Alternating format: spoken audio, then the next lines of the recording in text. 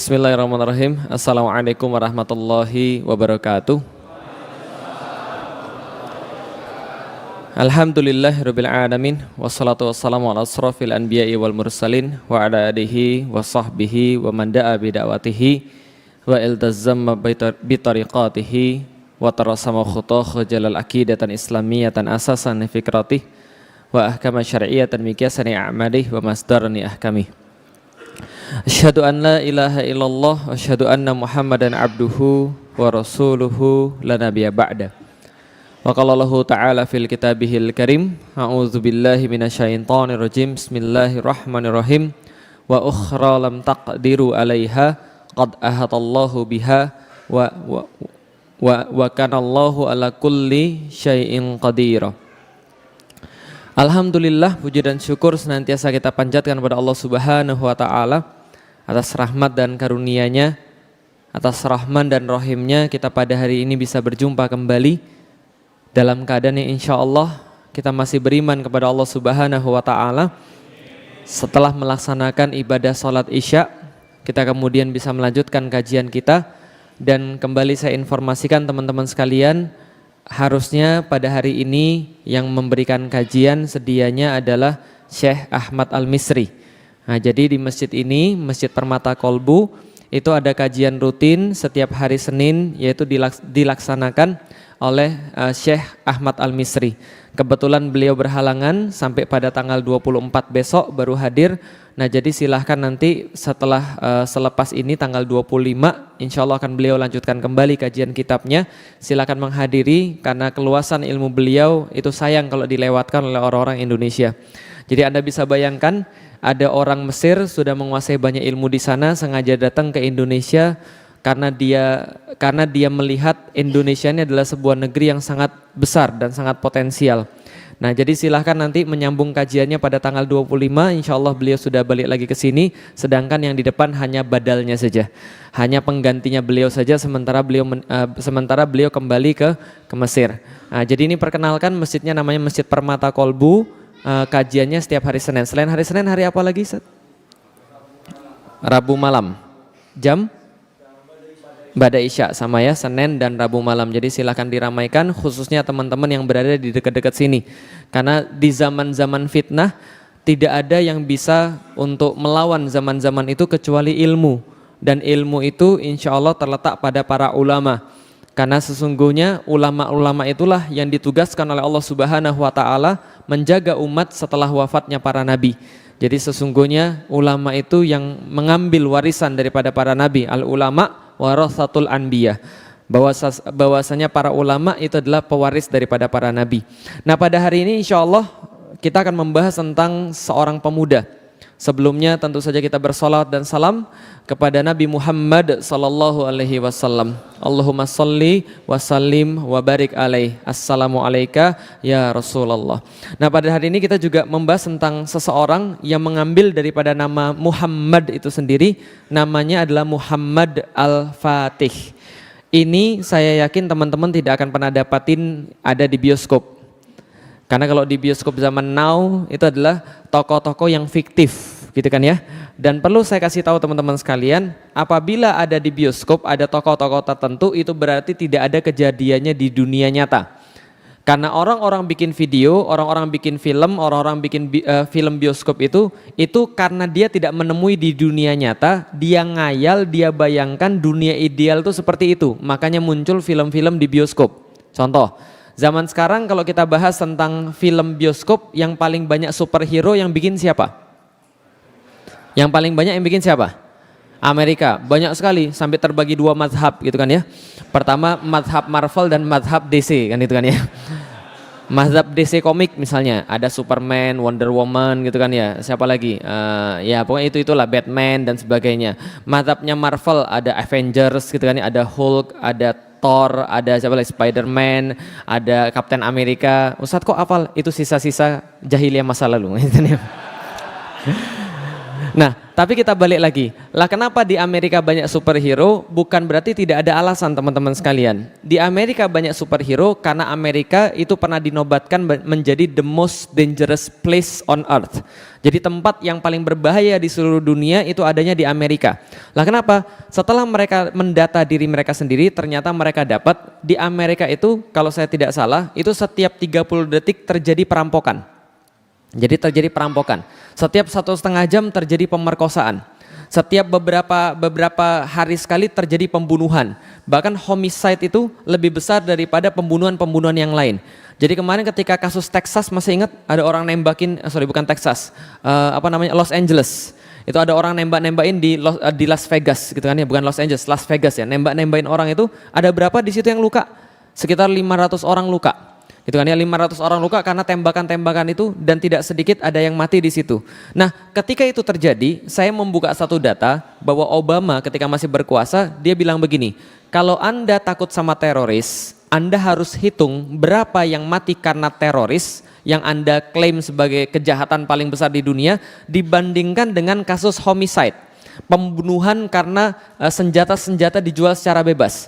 Dan teman-teman tahu Amerika itu ada sebelah timur, ada sebelah barat. Yang paling parah itu sebelah barat. Negara-negara bagian sebelah barat, khususnya Texas gitu kan ya, kemudian Arizona dan sebagainya, itu melegalkan penjualan senjata secara bebas. Jadi mereka di sana sudah wajar pegang pistol. Ketika saya sampai di Los Angeles, Las Vegas dan sebagainya, itu mereka pasang di rumahnya ada tempelannya senjata, terus mereka bilang gini, di sini kami tidak panggil polisi. Paham teman-teman sekalian? Jadi gambar senjata terus tulisnya di sini kami tidak panggil polisi. Paham teman-teman sekalian? Nanti kalau Anda macam-macam saya tembak. Nah, kira-kira begitu. Nah, maka pembunuhan karena bersenjata itu banyak sekali di Amerika. Setelah didata atas pertimbangan Obama tadi, ternyata pembunuhan akibat bersenjata itu ribuan kali lipat lebih banyak daripada kasus terorisme. Bisa dipahami teman-teman sekalian? Ini yang ada di Amerika. Maka Amerika dikatakan the most dangerous place on earth. Tempat yang paling berbahaya di seluruh dunia. Makanya mereka mengimpi-impikan, bagaimana sih dunia kalau tidak ada kejahatan? Gimana sih kalau dunia selalu banyak superhero? Maka banyak superhero di sana. Kenapa? Karena di sana banyak kriminal. Bisa dipahami sampai di sini teman-teman sekalian. Mereka buat banyak superhero karena mereka nggak bisa kemudian menangani kriminal di sana. Yang mereka bayangkan kalau ada superhero enak. Itu yang pertama. Jadi kalau ada film nggak ada kenyataannya. Contoh, pernah nonton film Korea? Nah, ibu-ibu pernah nonton film Korea, ibu-ibu sekalian? Pernah? Pernah. Pertanyaan saya sederhana, orang-orang Korea aslinya romantis atau tidak? Enggak romantis, makanya ada filmnya. Karena mereka membayangkan laki-laki sempurna tuh kayak begitu, kemayu gitu kan ya, rambutnya begini gitu kan ya. Lah yang mereka bayangkan laki-laki itu begitu. Lah kenapa? Laki-laki itu sopan sama cewek, lalu perhatian pada cewek, romantis, tepat janji. Pada intinya nggak ada yang seperti itu. Makanya kalau orang-orang di Korea yang pernah pergi ke sana, yang jadi favorit adalah orang-orang Indonesia. Lah kenapa? Punya sifat-sifat seperti itu, kelembutan, perhatian dan sebagainya. Yang sesuatu yang nggak mereka temukan pada laki-laki di sana. Paham teman sekalian? Lah kenapa? Laki-laki di sana sama kayak laki-laki Jepang, dikit-dikit bunuh diri. Paham teman sekalian? Dapat nilai jelek bunuh diri, dibully dikit bunuh diri, nonton sinetron nggak senang bunuh diri. Jadi seperti itu. Nah ini kondisinya, maka nggak ada pada sesungguhnya. Nah makanya orang Indonesia nggak pernah buat film, kenapa? Karena di sini nggak perlu kemudian menghayal. Itu alasan orang Indonesia saja, gitu kan ya. Baik. Tapi intinya adalah ini bukan tokoh fiktif, ini adalah tokoh yang sangat nyata, ada dan tidak hanya ada. Tapi keberadaan dia itu sudah pernah disampaikan oleh Rasulullah Sallallahu Alaihi Wasallam dalam hadisnya, namanya Muhammad Al-Fatih. Semua yang ada di sini teman-teman sekalian itu semuanya palsu kecuali pedangnya asli. Pedangnya ini ada betulan, adanya di mana? Adanya di Museum Topkapi di Turki. Panjangnya sekitar 1,5 meter, bertuliskan dengan inskripsi bahasa Arab di tengahnya. Apa tulisannya? Tulisannya Muhammad Khan bin Murad. Pemilik pedang ini adalah Muhammad Khan bin Murad, yang kemudian dia berdoa diisi di situ, mudah-mudahan yang mendekati pedang ini adalah lehernya orang-orang kafir. Luar biasa ya. Nah, itu yang punya Muhammad Al-Fatih. Tapi sayangnya banyak orang pergi ke Turki, semua orang pergi ke Turki pasti pergi ke Topkapi biasanya, Museum Topkapi. Tapi sayangnya nggak banyak yang ketemu pedang ini. Lah kenapa? Karena letaknya itu agak sedikit terhimpit sehingga sering dilewati oleh orang. Makanya berapa kali ada orang-orang ke sana saya tanya, ketemu pedang ini enggak? Enggak. Lah kenapa? Karena mereka pasti lewati. Padahal ini adalah yang paling penting yang harus dicari di sana. Ini pedangnya Muhammad Al-Fatih, gagangnya dari gading gajah, lalu kemudian batangnya dari besi yang kemudian disepuh, tajam sekali, 1,5 meter, artinya orangnya juga gede. Nggak mungkin pedangnya 1,5 meter, orangnya semeter, paham teman sekalian? Nah kalau gitu kita bahas tentang Muhammad Al-Fatih, tapi sebelum saya membahas tentang Muhammad Al-Fatih, saya jelaskan sedikit tentang yang namanya bisyarah. Bisyarah dalam bahasa Arab artinya adalah kabar gembira. Beda dengan bisyarah dalam bahasa Indonesia, itu artinya beda lagi. Saya pernah ditelepon, Assalamualaikum, Waalaikumsalam, Ustadz Felix, iya, bisa ngisi di tempat kami? Insya Allah, tanggal berapa? Tanggal segini. Oke, kalau gitu saya ngisi di sini. Lalu mereka biasanya bilang gini, mohon maaf Ustadz, kami mau nanya, jangan tersinggung Ustadz. Ya gimana? Bisyarahnya berapa ya Ustadz ya? Saya tuh bingung, belajar bahasa Arab, bisyarah artinya kabar gembira. Lah kenapa di Indonesia ditanya bisyarahnya berapa? Ternyata maksudnya bisyarah adalah amplop, paham teman-teman sekalian? Oh, saya tahu, rupanya ustadz-ustadz itu ketika dapat amplop berbahagia. Nah jadi kira gitu. Saya bilang, dakwah itu adalah kewajiban. Artinya kalau kewajiban kita nggak boleh kemudian mengharapkan dan nggak boleh kemudian kita mematok sesuatu atas kemudian dakwah kita. Sama seperti kalau kita sholat. Kalau kita sholat itu adalah kewajiban kita. Kita nggak sholat kita yang dosa. Kalau andai kan ada orang berdakwah dan dia matok tarifnya berapa, itu sama seperti kalau ada orang mau sholat terus bilang begini, mau nggak lihat saya sholat? Kalau mau lihat saya sholat bayar dulu 5 juta. Kira-kira boleh atau tidak? Nggak boleh. Lah kenapa? Kalau nggak sholat dia sendiri yang dosa. Bisa difahami teman sekalian. Balik lagi soalan bisyarah. Bisyarah adalah kabar gembira. Kabar gembira dari siapa? Kabar gembira daripada Allah dan Rasulnya. Kepada siapa? Kepada seluruh orang-orang yang beriman tentang peristiwa yang terjadi di masa depan. Jadi peristiwanya terjadi di masa depan, belum mampu kita lihat, belum mampu kita ketahui secara mata dan langsung, tapi peristiwa ini menyenangkan kita. Kenapa? Walaupun belum mampu lihat, walaupun kita belum mampu merasakan secara langsung, tapi menyenangkan karena datangnya peristiwa ini, datangnya kabar ini daripada Allah dan Rasulnya. Sampai di sini bisa difahami? Contoh bisyarah, surganya Allah. Mau masuk surga? Mau masuk surga?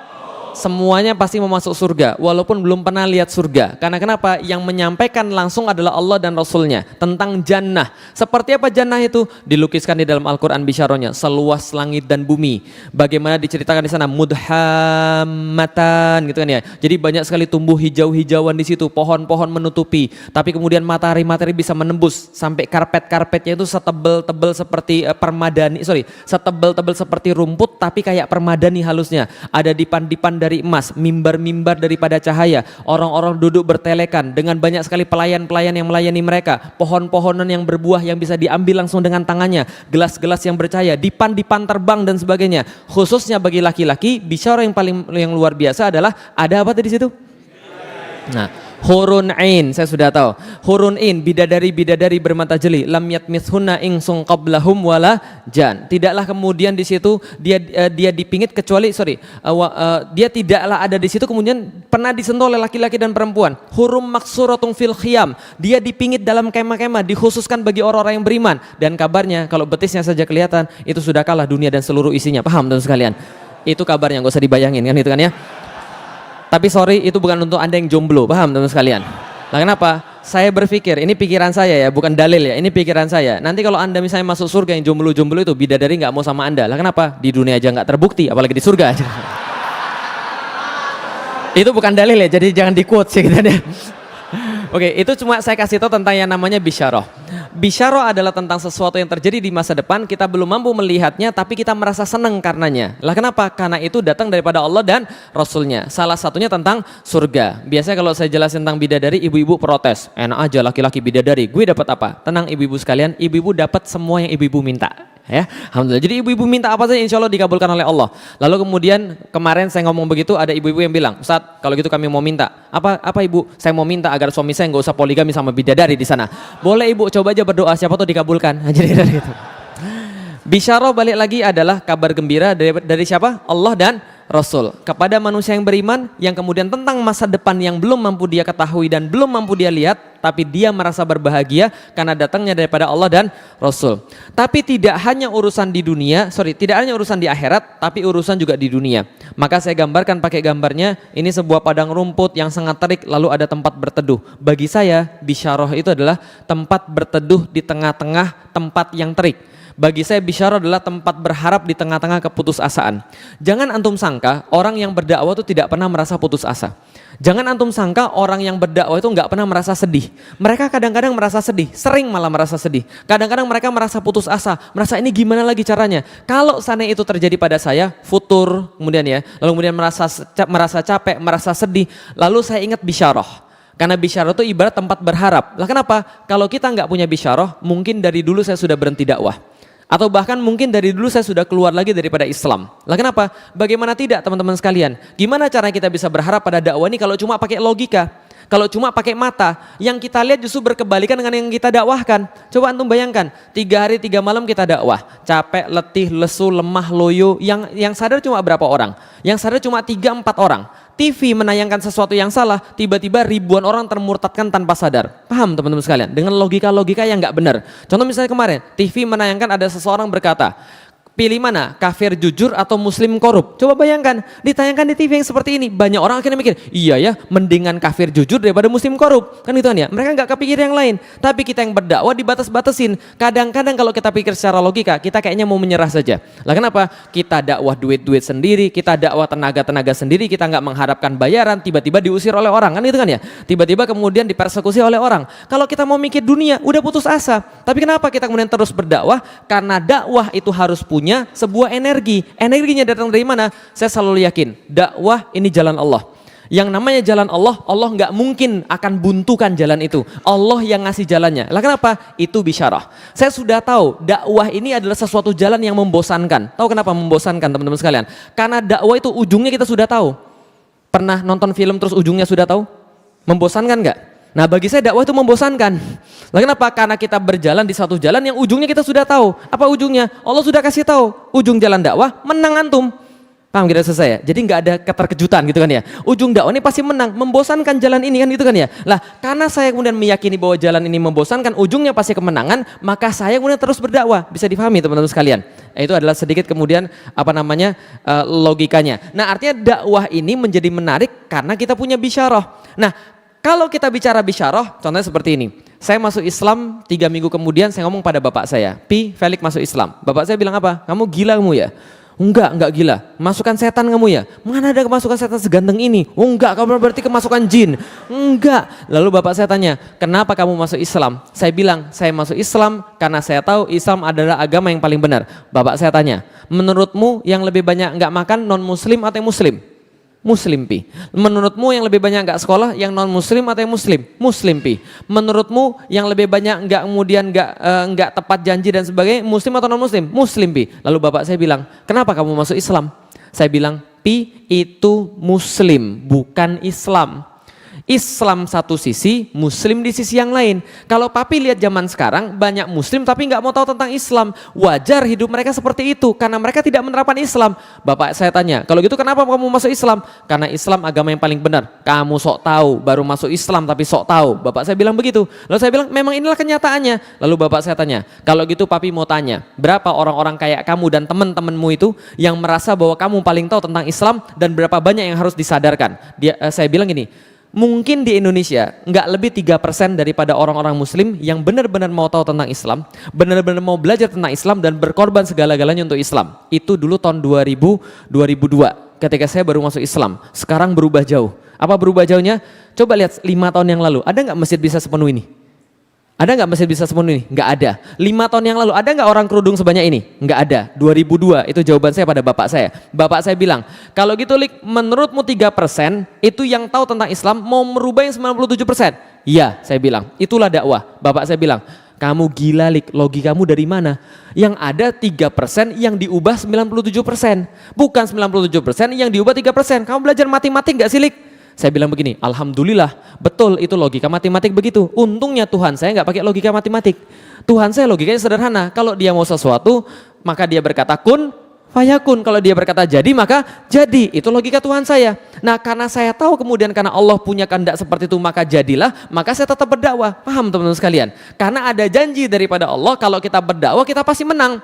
Kalau kita dakwah kita pasti kemudian bisa mewujudkan. Bisa difahami teman-teman sekalian? Itu janji Allah ketika di akhirat. Di dunia bukan gak ada. Gimana cara menjaga semangat? Harus kita meyakini bisyarah. Bagaimana contohnya? Ini salah satu contohnya, belajar sejarah. Belajar geografi. Kata Allah di dalam Al-Quran, jadi banyak Allah turunkan kisah-kisah di dalam Al-Quran itu untuk menguatkan hati Anda dan supaya Anda mengambil pelajaran. Kalau Rasul saja hatinya bisa dikuatkan karena kisah-kisah dalam Al-Quran, masa antum tidak bisa? Nah kalau seandainya Allah kemudian mengatakan bahwa kisah-kisah bisa menguatkan hati kita untuk berdakwah, masa kita tidak bisa dikuatkan dengan kisah-kisah tertentu? Nah ini kisahnya, ini ceritanya. Di mana ini? Timur Tengah, bagus. Itu pasti anak IPA tapi nggak lulus. IPS nyogok gitu kan. Bingung gitu kan, IPA nggak lulus, IPS nyogok gitu. Oke, kalau gitu coba lihat. Ini dunia teman-teman sekalian, dan dunia zaman dulu nggak sesulit dunia zaman sekarang. Dunia zaman dulu orang cuma membagi dua, kenalnya apa? Timur, barat, selesai, gitu aja. Cuma dua, timur, barat. Timur Persia, barat Romawi. Maka yang tengah-tengah itu namanya Timur Tengah. Kenapa tengahnya di situ? Karena awal peradaban di situ. Cradle of life adanya di situ, cradle of civilization adanya di situ. Nah, maka kalau kita bagi tengahnya di sini, gitu kan ya, maka sebelah sini namanya timur, sebelah sini namanya barat. Maka timur dikuasai Persia yang pada saat itu sudah berusia 1000-an tahun. Sementara barat dikuasai Romawi yang berusia 600-an tahun. Kapan ini kemudian peta terjadi? Ini peta terjadi tahun 622 Masehi. Kapan waktu 622 Masehi? 1 Hijriah. Sekarang sudah berapa Hijriah? Baik, terima kasih. Nah ini 1 Hijriah ketika Rasul hijrah dari Mekah ke Madinah. Ini bukan bendera ISIS ya, jelas ya. Sudah saya jelasin kemarin bahwa ini bendera Rasulullah. Nah kalau Anda nggak percaya berarti Anda jangannya temannya abu-abu tadi kan ya. Bendera Rasulullah saya pasang di sini, artinya apa? Ketika Rasulullah masih hidup dan hijrah ke Madinah, maka kondisi di dunia pada saat itu ada Persia dan ada Romawi. Jadi cerita seperti itu, ada Persia dan ada Romawi. Ceritanya teman-teman sekalian, enggak sampai 100 tahun, 50 tahun setelah Rasulullah Shallallahu Alaihi Wasallam wafat, kurang dari 50 tahun, ini Persia semua dikuasai oleh Islam. Bayangkan, wilayah sebesar ini 7,3 juta kilometer persegi, ini semua dikuasai Islam. Oleh siapa? Oleh panglima-panglima Islam Sa'ad bin Abi Waqqas dan Khalid bin Walid, dihabisin semuanya. Maka kemudian semua itu masuk dalam wilayah Islam 7,4 juta kilometer persegi dan wilayah Islam jadi besar sekali. Tinggal pada saat itu Islam vs Romawi. Bisa dibayangkan pada waktu itu. Oke, ceritanya tahan sampai di sini. Saya tanya pada Anda dulu. Kalau Anda sekarang dikasih gratis untuk pergi ke satu kota, dibayarin full, Anda pilih pergi ke kota mana selain Mekah dan Madinah? Pengen pergi ke mana? Turki itu negara. Kota mana? Istanbul. Selain Istanbul apa lagi? Al-Quds. Selain Al-Quds apa lagi? Hah? Di mana tuh? Oh Syam itu tempat. Kotanya. Hah? Roma. Selain Roma apa lagi? Madrid. Selain Madrid apa lagi? Manchester, Barcelona. Itu bola semua itu pasti. Zaman dulu belum ada Barcelona, belum ada Madrid, belum ada Manchester, belum ada yang namanya segala-galanya, apalagi Jakarta belum ada. Semuanya waktu dulu kalau ditanya, kamu mau pengen pergi ke kota mana? Pasti jawabannya salah satu di antara dua. Nah kenapa? Karena dua kota ini paling terkenal di dunia pada masanya. Pertama namanya Konstantinopel, yang kedua namanya Roma. Setelah Islam menaklukkan kota-kota di Persia dan peradaban Persia sudah sangat tua sekali, peradaban dipegang oleh orang-orang Romawi. Romawi terbagi dua, namanya Romawi sebelah timur dan Romawi sebelah barat. Romawi sebelah barat penguasanya orang-orang Latin, Kristennya Kristen Katolik, maka ibu kotanya ada di Roma. Romawi sebelah timur orangnya orang-orang Yunani, nama agamanya Kristen Ortodoks, maka ibu kotanya ada di Konstantinopel. Sampai di sini paham teman-teman sekalian? Inilah dua kota yang paling penting, paling kuat, paling indah di dunia. Kenapa dua kota ini selalu disebut-sebut? Pertama, Konstantinopel, sebuah kota yang sangat indah sekali teman-teman sekalian, yang kabarnya di dalam pagar-pagar kota itu terdapat jumlah gereja yang lebih banyak daripada jumlah hari dalam setahun. Paham teman-teman sekalian? Sangat banyak sekali gereja-gereja di sana. Di saat kota-kota lain belum ada yang kemudian diperkerasi, lalu kemudian diaspal dan sebagainya, di situ semua jalan-jalan sudah diperkeras dengan batu porfiri dan batu marmer. Sebelah kiri dan kanan jalannya dibangun forum-forum, dibangun kemudian gedung-gedung yang sangat tinggi, dan di dalamnya banyak sekali kemudian orang-orang, dan di tengah-tengah daripada kota itu terdapat satu gereja yang sangat besar sekali, bangunan terbesar di seluruh dunia. Ini simbol kebanggaan orang-orang Kristen Ortodoks, namanya gereja Hagia Sophia. Hagia Sophia ini saking kerennya teman-teman sekalian, orang-orang semua berebut ke sana seolah-olah orang pengen pergi ke satu tempat yang paling indah di dunia pada saat itu. Ada seorang pengembara daripada Rusia, datang 3 bulan jalan dari Rusia sampai dengan ke Konstantinopel. Sampai ke Konstantinopel, dia nulis dalam catatan hariannya, kami masuk ke dalam Hagia Sophia. Dan ketika kami masuk, kami langsung tersesat. Bahkan kami tidak bisa membedakan, kami masih di dunia atau kami sudah sampai ke surga. Paham teman-teman sekalian? Itu catatan dia saking indahnya. Lah kenapa? Ini tempat segede Istiqlal. Bahkan lebih gede daripada Istiqlal teman-teman sekalian. Kubahnya lebih gede daripada Istiqlal. Dan bayangkan setiap kemudian dinding-dindingnya ditahta dengan batu-batu permata. Ada emas-emas kemudian dalam beberapa kemudian mozaik-mozaiknya di situ. Dan kalau matahari kemudian menyinari, itu berkilauan ke seluruh tempat Hagia Sophia ini. Sangat keren sekali. Orang-orang merasa sudah sampai kayak di surga. Yang kedua namanya Roma. Kota ini kalau tidak ada Konstantinopel sudah pasti kota nomor 1 di dunia. Lah kenapa? Pusat penyebaran Kristen Katolik dan kebanggaannya orang-orang Latin. Pernah menjadi ibu kota daripada Romawi, pernah menjadi ibu kota daripada kemudian yang lain-lainnya. Dan di dalam kota ini ada banyak alun-alun. Di Jakarta ada berapa alun-alun? Mungkin setiap wali kota ada alun-alunnya sendiri. Di sini alun-alunnya ratusan. Dan di setiap alun-alun itu ada minimal 2 air mancur. Dan setiap air mancur di kota Roma yang jumlahnya ratusan itu setiap air mancurnya sampai detik saya berbicara itu bisa langsung diminum. Nah kenapa? Karena airnya ditarik dari mata air yang ada di pegunungan-pegunungan di sekitar kota Roma. Ini adalah kota yang kedua paling hebat di dunia, namanya kota. Oke, berarti ada 2 kota. 1 kota? 2 kota? Dan dua-duanya ini sama-sama disebutkan oleh Rasulullah Sallallahu Alaihi Wasallam setelah hijrah dari Mekah ke Madinah. Kapan? 5 Hijriah. Ada perang yang sangat luar biasa terjadi di antara kaum muslimin yang kelak akan diingat sebagai perang termasuk yang paling parah dalam sejarah Islam. Apa nama perangnya? Perangnya perang apa namanya? Perang Parit, betul. Namanya perang Khandaq atau dalam bahasa Al-Quran disebut dengan perang Ahzab. Diabadikan oleh Allah dalam surat Al-Ahzab, surat ke-33, surat Al-Ahzab. Lah kenapa dikatakan Al-Ahzab? Karena pada saat itu Ahzab itu artinya kelompok-kelompok yang bergabung. Jadi kalau Hizb artinya kelompok, kalau Ahzab itu koalisi kelompok-kelompok. Siapa yang berkoalisi? Orang-orang kafir Quraisy, orang-orang Yahudi, orang-orang munafik, mereka berkoalisi kumpul 10.000 pasukan. Mereka bilang, kita kalah pada Badar, kita kalah pada Uhud. Uhud itu menurut orang banyak Islam yang kalah, enggak, itu mereka merasa kalah besar ketika perang Uhud. Kita kalah pas Badar, kita kalah pas Uhud, maka kita harus menghabisi Muhammad langsung sampai ke akar-akarnya. Gimana caranya? Kumpulkan pasukan terbesar yang mampu kita kumpulkan, 10.000 orang jalan dari Mekah ke Madinah ingin menghabisi Rasulullah Sallallahu Alaihi Wasallam. Tapi ternyata mereka salah perhitungan. Lah kenapa? Rasulullah punya intel yang canggih. 6 hari mereka mau sampai ke Madinah, intel Rasul membocorkan rahasia ini. Siapa intelnya? Jibril. Paham teman sekalian? Nah. Jibril bilang, ya Rasulullah, ini di Madinah ada yang mau nyerang, 6 hari lagi nyampe. Berapa pasukannya? 10.000 ya Rasulullah. Rasul bilang, 10.000 orang datang ke sini mau menghancurkan kita. Hitung pasukan kita ada berapa? Setelah dihitung mereka dapat, ya Rasulullah, ada 3.000 orang yang siap berperang. Di antara kaum laki-laki kita 3.000 orang. Secara logika, ya lihat, secara logika, secara pandangan mata, yang menang siapa? 3.000 atau 10.000? Rasul bilang jangan khawatir. Siapa yang punya usul angkat tangan? Salman Al-Farisi angkat tangan. Ya Rasulullah, saya punya usul ya Rasulullah. Apa Salman? Kami dulu di Persia, kalau kami berperang dengan orang yang jumlahnya lebih banyak daripada kami pakai parit. Makanya namanya perang parit. Kami buat parit yang memisahkan antara kami dan mereka. Kami bisa ambil tanahnya, tumpuk ke atas, kami pasang pasukan pemanah, kami panah mereka. Tapi kami tidak jamin menang karena pasukan mereka jauh lebih besar daripada pasukan yang kita punya. 10.000 lawan 3.000. Maka Rasulullah katakan nggak ada masalah, bikin paritnya. Maka dibuatlah parit memanjang sebelah utara Madinah itu sejauh 8 km. Berapa panjang? 8 km. 8 km kalau di Jakarta dari mana sampai ke mana? Dari mana sampai ke mana? Saya sudah hitung, tenang. Cawang sampai Semanggi. Itu 8 km. Dan bayangkan 8 km itu bukan di Indonesia, tapi galinya di Arab. Kalau gali di Indonesia pakai cangkul selesai. Pernah ke Arab? Pernah ke Arab? Kalau nanti belum, saya doakan mudah-mudahan pergi umroh ke sana minimal sekali. Amin. Kalau sampai ke sana, tolong pegang tanahnya dan Anda coba pikirkan itu nggak bisa digali pakai cangkul. Cara gali tanah di Arab itu bawa pakai lembing. Tahu lembing? Lembing tahu?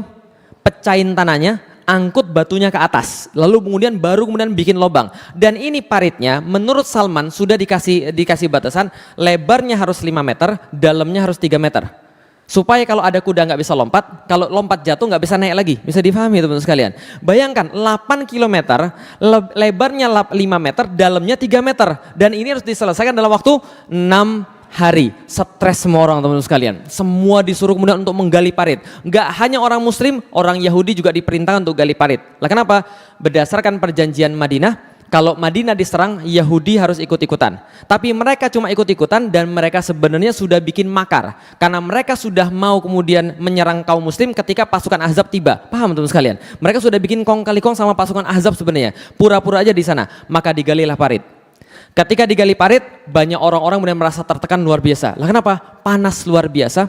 Paritnya 8 km, lebarnya 5 meter, dalamnya 3 meter, susahnya minta ampun, panas dan makanannya. Menurut salah satu athar, para sahabat itu berbaris, mencelupkan tangannya di sebuah air, lalu kemudian angkat tangan yang basah, celupin kemudian ke gandum. Berapa yang nempel di tangan, itulah jatah makan untuk sehari. Paham teman sekalian? Ini kemudian yang terjadi pada para sahabat, maka wajar banyak sekali tekanan. Al-Quran menceritakan, ada yang berkata pada Rasulullah, "Itsja'akum min fawqikum wa min asfala minkum." Ingat ketika datang kepadamu cobaan-cobaan daripada Allah, dari depan dan dari belakang kalian, itzaqatil absara, ketika pandangan kalian menjadi bergetar, lalu kemudian dan sampailah kemudian jantung itu sampai ke leher. Gitu kan ya, wa balaghatil qulubul hanajir, dan kemudian sampai jantung tuh seolah naik ke leher. Kenapa? Saking kagetnya pada saat itu. Pada saat itu ada yang berkata kemudian pada Allah dan Rasulnya dengan prasangka-prasangka yang enggak baik. Wa yadhunnuna billahi dzununa, kata Allah, dan kemudian mereka berprasangka dengan Allah dengan prasangka-prasangka yang buruk.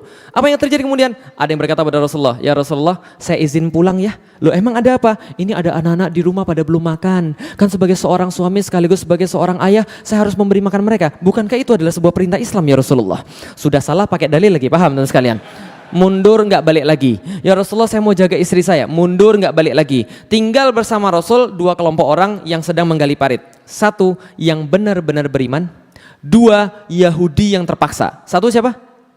Yang benar-benar beriman. Yang kedua siapa? Yahudi yang terpaksa. Dan ketika itu terjadi teman-teman sekalian, ada sahabat ketika gali parit, lalu kemudian lagi capek-capekan mereka istirahat bersama Rasulullah. Ada yang nanya begini, "Ya Rasulullah, besok yang kita taklukkan kira-kira yang mana ya Rasul? Konstantinopel atau Roma?" Bingung ya?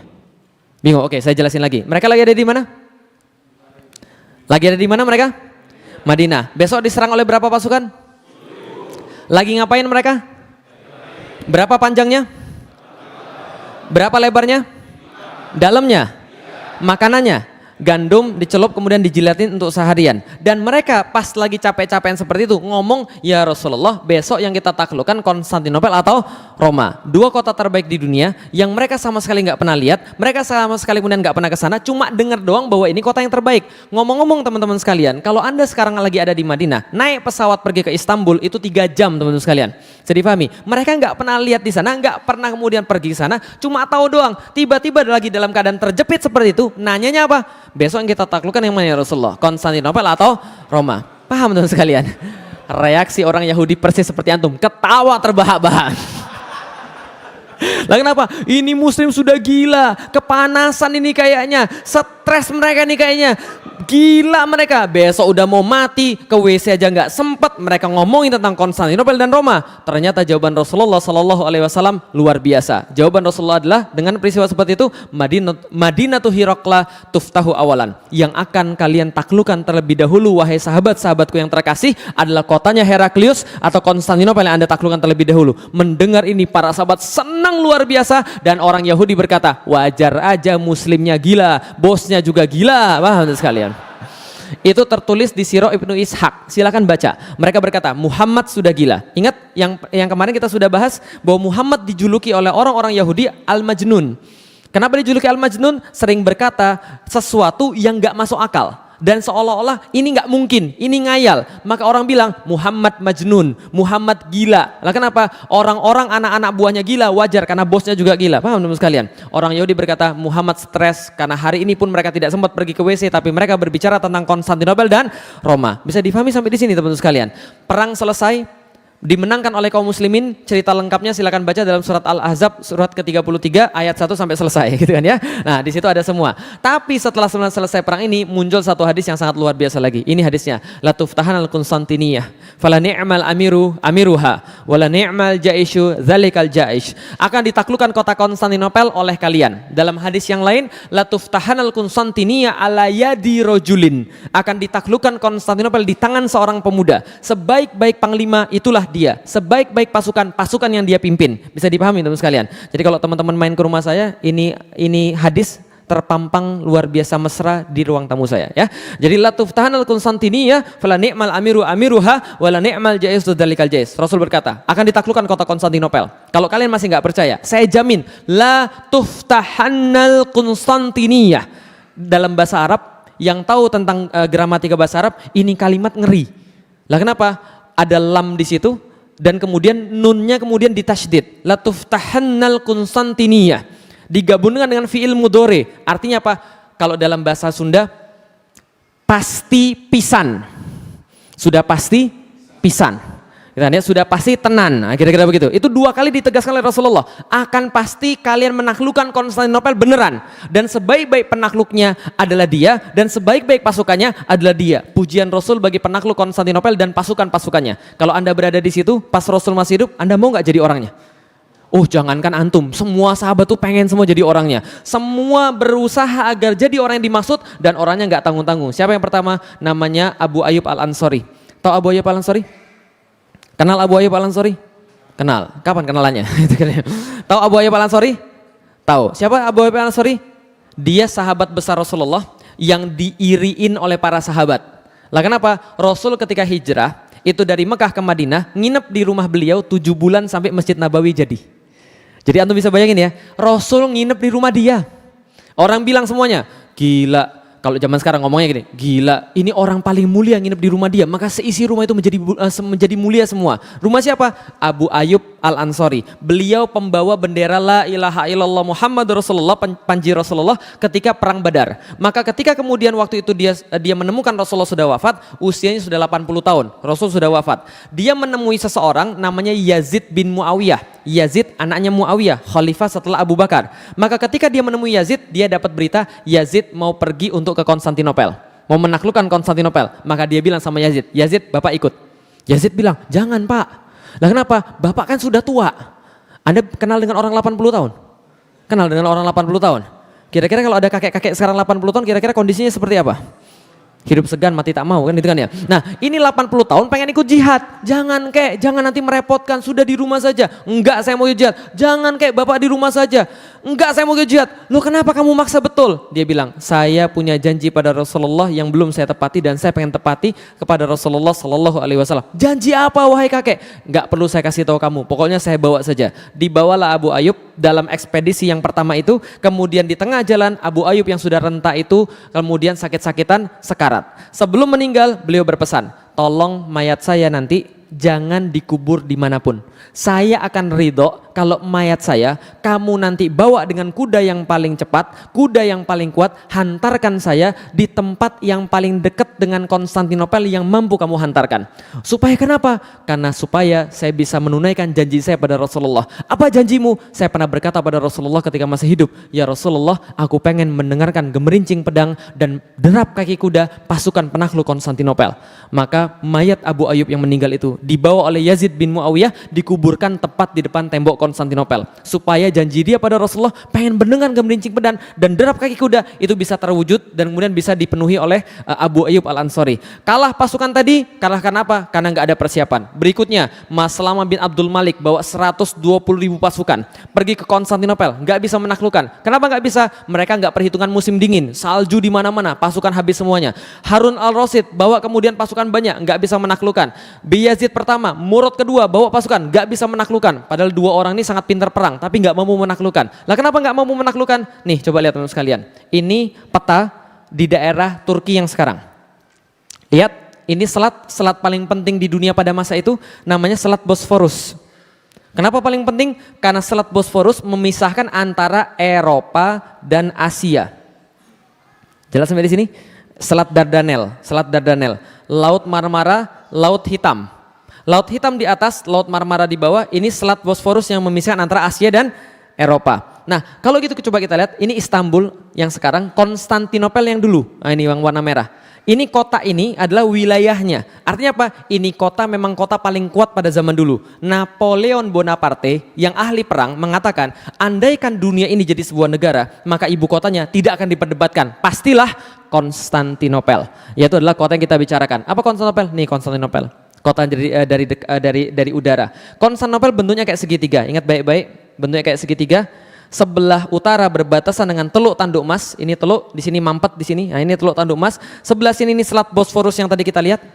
Yang memisahkan antara Asia dan, berarti sebelah sini apa nih? Sebelah sini Asia, sebelah sini jelas ya. Sebelah selatan Laut Marmara. Sementara itu kota dibatasi oleh tembok-tembok yang sangat kuat sekali, yang tidak pernah rubuh selama ribuan tahun, teman-teman sekalian. Dan kota ini saking indahnya karena dikelilingi lautan, setiap yang pernah datang ke sana berkata, ini kota saya sumpah sangat indah sekali. Lah kenapa? Langitnya beda dengan yang lain. Ini adalah kemudian Konstantinopel yang nggak bisa ditaklukkan oleh siapapun. Nah, siapa yang menaklukkan Konstantinopel? Ini orangnya, namanya Muhammad II bin Murad, atau yang kita kenal dengan nama Muhammad Al-Fatih. Dan ini gambar dia ketika dia menaklukkan Konstantinopel, dilukis oleh orang Italia namanya Gentile Bellini. Kira-kira umurnya berapa ketika dia menaklukkan Konstantinopel? Dilihat dari gambarnya ini. 40 salah. 17 salah. 17 jenggotan begini. Berapa umurnya? 21 betul. Umurnya 21 tahun. Loh kok jenggotnya panjang? Karena dia orang Turki, paham ya? Jadi kalau orang Turki jenggotnya banyak. Umur 17 aja jenggotnya sudah banyak. Kalau orang Cina nggak punya jenggot. Jadi jangan banyak tanya lagi, paham ya? Kadang-kadang orang tuh sadis pada saya, Ustadz nggak sunnah, lah kenapa nggak pelihara jenggot? Bukan nggak pelihara, rezeki saya cuma segini, paham sekalian. Ini masih mending karena sudah sering mengaji kan gitu kan. Gitu. Ustadz pakai obat, Ustadz sudah saya coba, saya olesin obat yang tumbuh bukan di sini malah di sini. Oh enggak itu kan. Itu guyonan aja ya. Oke, masuk pada materi yang paling penting teman-teman sekalian. Muhammad Al-Fatih penakluk Konstantinopel. Lihat baik-baik para pemuda bagaimana dia membentuk diri, bagaimana orang tuanya membentuk dirinya sendiri. Ibu-ibu tolong perhatian bagaimana membentuk anak-anak jadi seseorang yang sangat hebat di dalam Islam. Ini terbukti karena Rasulullah berkata ini penakluk yang terbaik. Lihat, pertama-tama bapaknya sudah memilihkan dia ulama terbaik dari awal. Jadi bapaknya memilihkan dia ulama yang terbaik dari awal. Mohon maaf, kadang-kadang kita salah pikir tentang pendidikan. Kita pikir pendidikan tentang masalah gedung. Kita pikir pendidikan tentang masalah kurikulum. Bukan, pendidikan itu masalah orang. Bukan masalah gedung, bukan masalah kurikulum. Bisa difahami sampai di sini teman-teman sekalian. Lah kenapa? Jadi gini ceritanya. Teman-teman sekalian, kesalahan pandangan orang Indonesia, pendidikan adalah transfer of knowledge. Kalau pendidikan hanya transfer of knowledge, maka Google tahu lebih banyak daripada semua guru Anda. Wah, untuk sekalian. Google tahu lebih banyak daripada semua profesor Anda. Tapi pendidikan di dalam Islam bukan transfer of knowledge saja, tapi transfer of karakter. Ahmad bin Hambal pas lagi ngisi pengajian, itu yang datang ribuan. Yang bawa catatan itu cuma 100 orang di depan saja yang bawa catatan. Tapi yang lain nggak bawa catatan sama sekali. Cuma datang, duduk, melihat Ahmad bin Hambal. Belajar apa? Belajar adab. Ulama-ulama berkata, ada orang yang belajar adab 40 tahun. Belajar ilmu cuma 4 tahun. Ada yang belajar adab selama berapa lama? Belajar ilmu cuma sebentar saja. Lah kenapa? Karena kalau adab sudah dikuasai, karakter sudah dikuasai, ilmu gampang. Zaman sekarang banyak orang berilmu nggak beradab. Nah, untuk sekalian, punya ilmu baru sedikit, ustadznya dikritik, Masya Allah. Sudah berani bilang ustadznya pasti masuk neraka, Masya Allah. Loh, antum belajar berapa banyak? Bisa dipahami untuk sekalian, nggak ada gunanya antum belajar ilmu kalau nggak ada adab. Maka Muhammad Al-Fatih pelajaran pertama dia adalah pelajaran adab. Gurunya yang pertama namanya Syekh Ahmad Al-Qurani. Seperti namanya dia mengajarkan Al-Quran. Karena dasar daripada semua pendidikan harus Al-Quran. Maka dia ajari Muhammad Al-Fatih Al-Quran. Tapi ketika syekhnya ini mengajar, ini anak kok bandel banget. Maka dia bilang sama bapaknya, mohon maaf Sultan, ya gimana Syekh? Saya boleh mendidik anak Anda sesuai dengan cara saya? Oh silakan saja Syekh, gak ada masalah. Dipanggil Muhammad Al-Fatih, sini kamu nak, sini kamu Muhammad. Sudah dibawain satu kayu. Ketika datang tanpa ada alasan apa-apa, ini ada dipukul pakai kayu, jetar. Kayu dipukul, anaknya langsung mentalnya down. Mentalnya down semenjak saat itu dia langsung hormat pada gurunya. Paham teman sekalian? Dia langsung hormat pada gurunya. Hasilnya 8 tahun hatam Al-Quran. Hafal Al-Quran, hafiz 8 tahun. Itu karena dipukul gurunya. Ketika sudah gede Al-Fatih bilang, gara-gara pukulan itu saya jadi saya yang sekarang. Kalau Syekh Ahmad gak pernah mukul saya, mungkin saya gak jadi seperti sekarang. Paham ya? Jadi kalau guru yang benar, pukulannya aja bisa buat antum hafal Al-Quran. Selesai. Karomah pukulannya saja tuh. Lah karena kalau guru yang benar, zaman now gitu kan ya, ada anak dipukul sama kemudian gurunya, balik ke rumah lapor bapaknya lapor Komnas HAM, paham tuh sekalian. Ini terjadi, lapor polisi ini terjadi. Lah kenapa? Sudah nggak lagi khidmat pada gurunya. Zaman dulu saya tuh takut banget sama guru saya. Lah itu mana khidmat namanya? Karena kenapa? Ingat baik-baik, kemarin saya sudah bilang, ilmu nggak datang daripada Anda yang cari. Ilmu itu Allah yang memberi, dan Allah memberi ilmu bisa jadi karena gurunya ridho. Bisa dipahami teman sekalian, gurunya ridho, antum dapat ilmunya. Makanya di kalangan pesantren itu kadang-kadang murid mijitin gurunya untuk dapat ilmunya. Itu benar. Lah kenapa? Karena adabnya itu loh. Adabnya itu yang menghantarkan dia dapat ilmu. Bisa dipahami kita teman sekalian. Nah, makanya kemudian yang pertama kali dipelajari Ahmad Al-Quran ini. Selesai kemudian belajar Al-Quran, maka gurunya yang lain namanya Syekh Aksyamsuddin yang menemani dia dari awal, membentuk mentalnya, membentuk adabnya, membentuk akhlaknya. Gimana caranya? Nih ibu-ibu sekalian, dia memulai caranya dengan bercerita. Ada penelitian bahwa semua orang sepakat cara mendidik anak yang terbaik adalah bercerita. Karena bercerita itu orang pasti ingat. Nah, maka diceritakanlah kepada Muhammad Al-Fatih kecil ini semua cerita-cerita yang berguna. Aksyamsuddin ini jenius sejarah, jenius bahasa, jenius tanaman-tanaman obat, jenius astronomi, dan jenius-jenius yang lain juga. Dia polimat, dia jenius dalam berbagai macam perkara. Zaman sekarang multi talenta. Ya sama kayak antum, multi talentan, paham ya? Nah jadi adalah Aksyamsuddin. Aksyamsuddin kemudian mengajarkan pada Muhammad Al-Fatih seluruh kisah-kisah sejarah. Ini yang pertama, sejarah, cerita-cerita sejarah. Rasulullah Shallallahu Alaihi Wasallam diceritakan pada anak ini bagaimana kemudian akhlaknya, bagaimana kemudian berperangnya, bagaimana kemudian menyelesaikan masalahnya, bagaimana dengan para istrinya, sehingga anak ini muncul kemudian kecintaan pada Rasulullah dan meniru Rasulullah. Kisah-kisah para sahabat, kisah-kisah panglima-panglima besar di dalam Islam, semua diceritakan pada anak ini. Wajar umur 11 tahun anak ini bikin puisi tentang jihad. Jadi 11 tahun bikin puisi tentang jihad. Puisinya seperti apa? Baca di buku saya. Itu promosi, bukan iklan. Paham teman sekalian ya? Nah, 11 tahun dia buat puisi tentang jihad. Antum 11 tahun bikin surat cinta. Kasih ditolak naik tower BTS kan itu Anda bunuh diri gitu. Ini Aksyamsuddin mendidik dia dan menjadi bermental satria. Muncullah anak ini bermental satria luar biasa dan luar biasa hebat. Enggak seperti anak zaman sekarang. Lihat, kesalahan kita di mana sih, Bu? Kenapa muncul banyak orang-orang yang gak mutu di tengah-tengah kita ini? Karena kita salah cerita pada mereka. Sedangkan cerita itu yang paling penting. Ini saya kasih sedikit hasil penelitian. Di Inggris itu dicoba suatu penelitian, satu kelas dibagi dua. Sebelah sini sama sebelah sini dibedain. Sebelah sini diceritain tentang satu kisah, sebelah sini dipisah dulu. Diceritain kisah apa? Yang masyhur di Inggris itu adalah cerita seorang satria menyelamatkan putri dari seekor naga. Gitu kan ya? Diceritain, gini loh ceritanya. Ada putri diambil oleh naga. Satrianya datang melawan naganya. Ketika naganya datang kemudian dia lawan mati-matian, patah kaki dia, patah tangan, patah pedang. Setelah dia patah segala-galanya, dia patah hati juga. Lalu kemudian dia putus asa. Setelah putus asa, dia pulang. Nggak mungkin saya menang melawan naga. Yang satunya diceritakan, patah tulang, patah pedang, patah kaki, dia berusaha sampai kemudian sebisanya, akhirnya dia bisa membunuh naga, menyelamatkan putri. Ternyata apa terjadi? Ternyata setelah dites, mental orang yang diceritain bahwa pahlawannya kalah dan nyerah dibandingkan dengan mental orang yang kemudian diceritain pahlawannya menang, itu yang di sini nggak mudah putus asa, yang di situ mudah putus asa. Paham teman sekalian? Itu sudah diteliti. Jadi cerita itu sangat berpengaruh. Nggak percaya? Lihat orang Indonesia, salah cerita. Lah kenapa? Cerita orang Indonesia apa? Coba saya tanya sekarang. Teman-teman sekalian, binatang apa yang paling cerdas? Binatang apa yang paling cerdas? Kenapa cerdas? Mencuri timun kan ya? Itu masalahnya. Kancil cerdas karena bisa mencuri timun kan gitu kan ya? Akhirnya muncullah dalam kepala Anda cerdas itu kalau bisa maling. Jadilah di Indonesia yang cerdas itu yang maling, yang petani yang susah. Paham teman-teman sekalian? Loh kok saya tahu petani susah? Saya kan IPB, paham teman sekalian? Saya tahu petani Indonesia kayak apa, kenapa? Ceritanya begitu, apalagi ceritanya? Ceritanya lagi, ada cowok mesum, ngintip cewek mandi. Gitu kan ya, ternyata ceweknya bidadari. Tahu kisah apa itu? Tahu kisah apa itu sekalian? Oh nggak pernah diceritain begitu lagi ya? Sian banget antum. Ada cowok mesum ngintip cewek mandi. Ternyata bidadari. Diambil kemudian selendang bidadarinya, nggak bisa terbang, dia ke kahyangan. Akhirnya ketika dia nggak bisa terbang, singkat cerita dia kawin sama yang nyuri selendangnya. Pelajaran moralnya adik-adik sekalian, maling kawin sama bidadari. Paham antum? Paham antum sekalian? Ini terjadi di Indonesia, parah, cerita-ceritanya parah. Apalagi kancil lomba lari sama kura-kura. Yang menang siapa? Kura-kura. Lah kenapa? Karena kancilnya nabrak tiang listrik. Oh enggak itu. Karena kancilnya tidur terus. Makanya muncul sebuah peribahasa, biar lambat asal selamat, paham sekalian? Nggak pernah ada yang mikir, cepat tapi selamat, maunya lambat asal selamat, lambat asal selamat. Orang Indonesia pikirannya pendek, yang diingat cuma lambat, lambat, lambat, lambat aja, selamatnya enggak, paham teman sekalian? Maka kerjaan orang Indonesia lambat terus.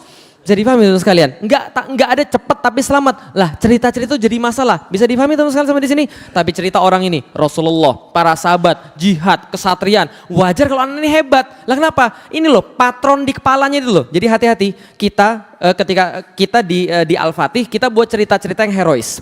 Mengangkat kisah-kisah sejarah. Supaya kenapa? Supaya anak kita bukan baca kemudian Spider-Man, bukan baca Kapten Amerika. Jadi paham teman sekalian? Lah kenapa? Karena itu merusak. Dia memang kuat tapi tidak soleh, paham teman sekalian? Sedangkan yang kita mau cari adalah anak-anak yang soleh. Ini harus perhatian, ceritanya ibu-ibu sekalian. Tolong di rumah punya sirah nabawiyah, tolong di rumah punya sirah tentang para sahabat, biar bisa cerita sama anak-anak. Jangan sampai anak-anak lebih tahu tentang superhero daripada tentang para sahabat. Ini penting, karena ini mental. Dia, jadi gini, orang kalau mau berbuat sesuatu, dia akan cari referensi mental. Bisa dipahami ya? Dia akan cari referensi mental. Contohnya misalnya begini, antum ketemu satu musuh. Musuh itu menghina agama antum. Maju atau mundur? Contoh mentalnya siapa misalnya? Dia lebih gede daripada antum tapi terus gimana? Contoh mentalnya siapa? Daud, Pak. Daud itu bertemu dengan orang yang lebih gede, dia nggak mundur. Lah kenapa? Kalau mundur Yahudi dan aku bukan Yahudi. Aku adalah turunannya daripada para nabi, sama kayak itu. Aku lawan dia.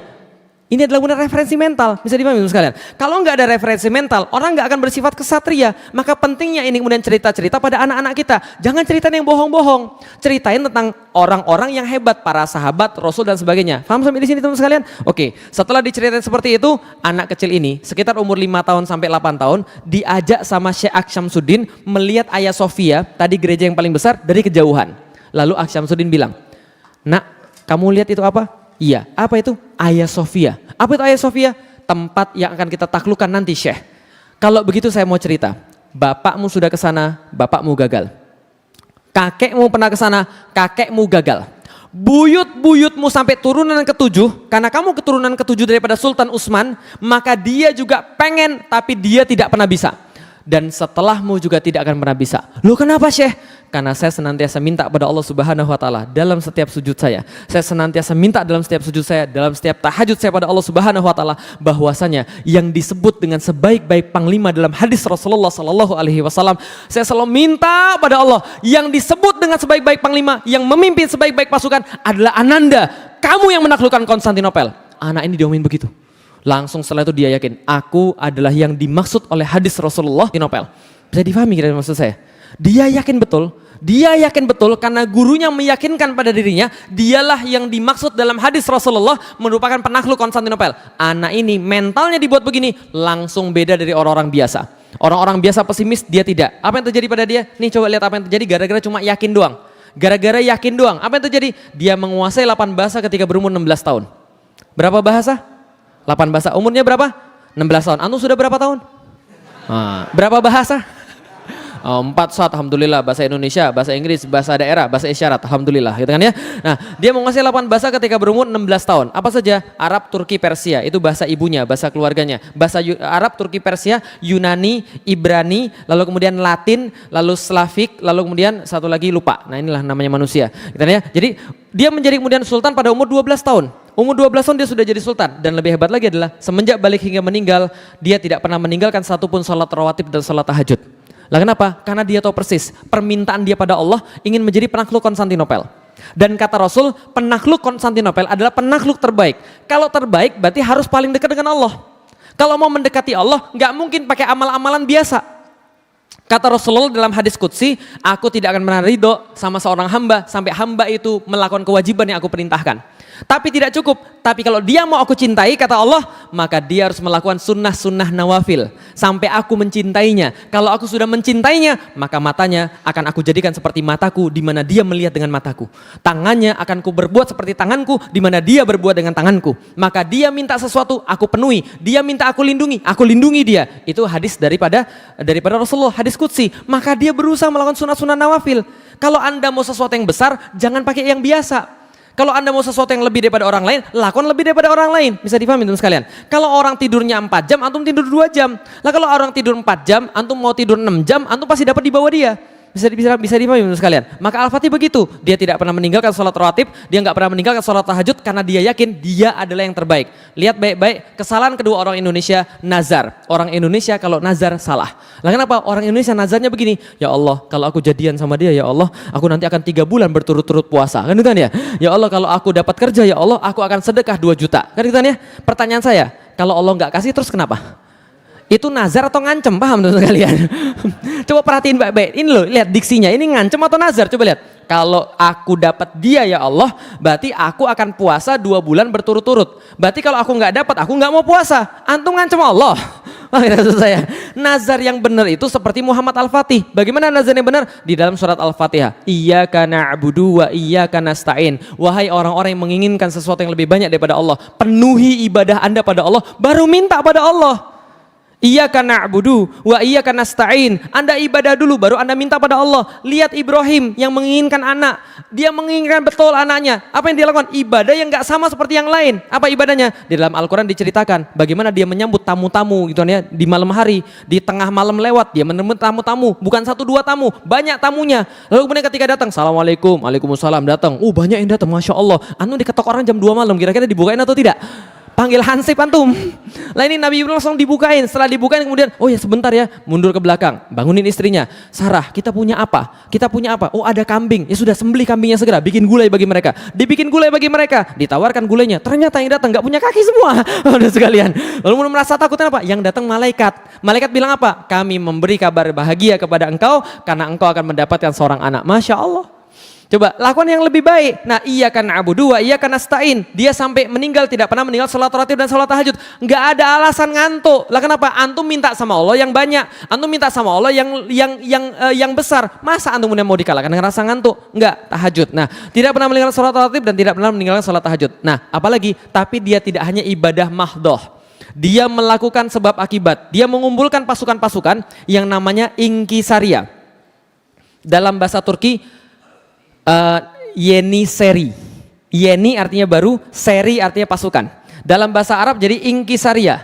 Nah inkisaria ini apa? 7.000 pasukan elit dikumpulkan dari kecil di setiap barak-barak. Di setiap barak-barak ada seorang ulama yang tugasnya bacaan Quran, bacaan hadis dan membentuk mental pasukan agar menjadi mujahid fisabilillah. Sehingga mereka punya idola, mereka punya cita-cita. Apa cita-cita mereka? Kami adalah Ghazi. Itu kemudian panggilan mereka yang paling hebat. Jadi zaman sekarang doktor, insinyur, profesor itu dianggap hebat. Zaman dulu nggak ada. Zaman dulu yang hebat adalah titel Ghazi. Apa itu Ghazi? Orang yang berperang di jalan Allah. Maka sampai di zaman itu berdasarkan para sejarawan yang menulis, zaman itu orang tua akan merasa aib besar ketika anaknya sudah balik kemudian nggak bisa ikut perang tapi di rumah. Itu aib besar. Zaman sekarang anak nggak naik sekolah, nggak naik kelas, aib kan itu ya. Zaman dulu nggak ikut perang, aib. Ini para Ghazi ini. 7.000 orang dilatih secara spesifik. Tiap hari mereka dilatih perang, fisiknya dilatih, ilmunya dilatih, mentalnya dilatih, sampai kemudian semua memahami. Dan hebatnya apa? Setengah pasukannya tidak pernah meninggalkan sholat tahajud di malam hari. Ini pasukannya Muhammad Al-Fatih, pasukan khususnya. Apalagi kemudian dia bangun benteng namanya Benteng Anadolu Hisar. Seperti apa Benteng Anadolu Hisar? Oke, balik ke peta. Kecepatan nggak ngomongnya? Alhamdulillah kalau gitu kan ya. Kan cepat tapi selamat. Selat Bosforus. Sebelah sini Asia, sebelah sini Eropa. Ingat posisinya Konstantinopel tadi bentuknya kayak apa? Oke, ini bentuknya nih kayak segitiga nih aslinya nih. Ini diambil dari Google, aslinya begini nih, segitiga. Ini adalah Selat Bosforus. Al-Fatih bilang, ini Konstantinopel. Kenapa nggak pernah ditaklukkan? Karena Al-Fatih jenius geografis, jenius kemudian fisika terapan dan sebagainya. Dia bilang ini, karena ini tidak kita tutup. Maka sampai kapanpun nggak bisa takluk ini. Lah kenapa? Bala bantuan dari sini, bala tentara dari sini, semua bebas lewat sini. Tapi kalau kita tutup, ini terkepung. Gimana caranya? Gampang. Buyut saya sudah bangun benteng namanya Anadolu Hisar. Anadolu artinya Anatolia, Asia Kecil. Hisar artinya benteng. Benteng yang terletak di wilayah Asia Kecil. Sedangkan Al-Fatih berencana bangun benteng di depannya, Rumeli Hisar. Benteng yang terletak di wilayah Rumelia, Romawi. Maka ketika dia pingin bangun benteng di sini, terdengar oleh Kaisar Konstantinopel, Kaisar kirim surat. Woi, kamu ini anak siapa sih? Bikin benteng di tanah orang, nggak tahu diri. Padahal dulu buyutmu bikin benteng di tanahnya sendiri, dia minta izin kepada kami, sebagaimana seorang anak minta izin pada bapaknya. Sedangkan kamu berani-berani bangun benteng tanpa izin, bikin benteng di tanah orang pula. Al-Fatih kirim surat balasan. Saya kasih tahu kamu, wilayahmu adalah Konstantinopel dan yang dibatasi oleh pagar-pagarmu saja. Jadi selain wilayah itu bukan wilayahmu dan aku bebas membangun apapun di sana. Dan kalau engkau berbicara tentang sultan-sultan sebelum saya, ketahui baik-baik sultan yang sekarang beda dengan sultan yang kemarin. Yang tidak bisa mereka lakukan akan saya lakukan. Yang tidak bisa mereka selesaikan, saya selesaikan dalam waktu cepat. Kalau kamu kirim orang lagi ke sini, saya pastikan mereka tidak akan pulang dalam keadaan hidup. Diancam. Setelah diancam nggak berani lagi kirim. Nah ini kemudian ini blueprintnya teman-teman sekalian. Ini kemudian kapal-kapal di Selat Bosforus ini adalah punya buyutnya. Anadolu Hisar, inilah punya dia, Rumeli Hisar. Bagaimana posisi sesungguhnya? Nih posisi sesungguhnya, Anadolu Hisar. 25 meter di atas, ini mobil bila dibandingkan dengan bentengnya. Gede nggak bentengnya?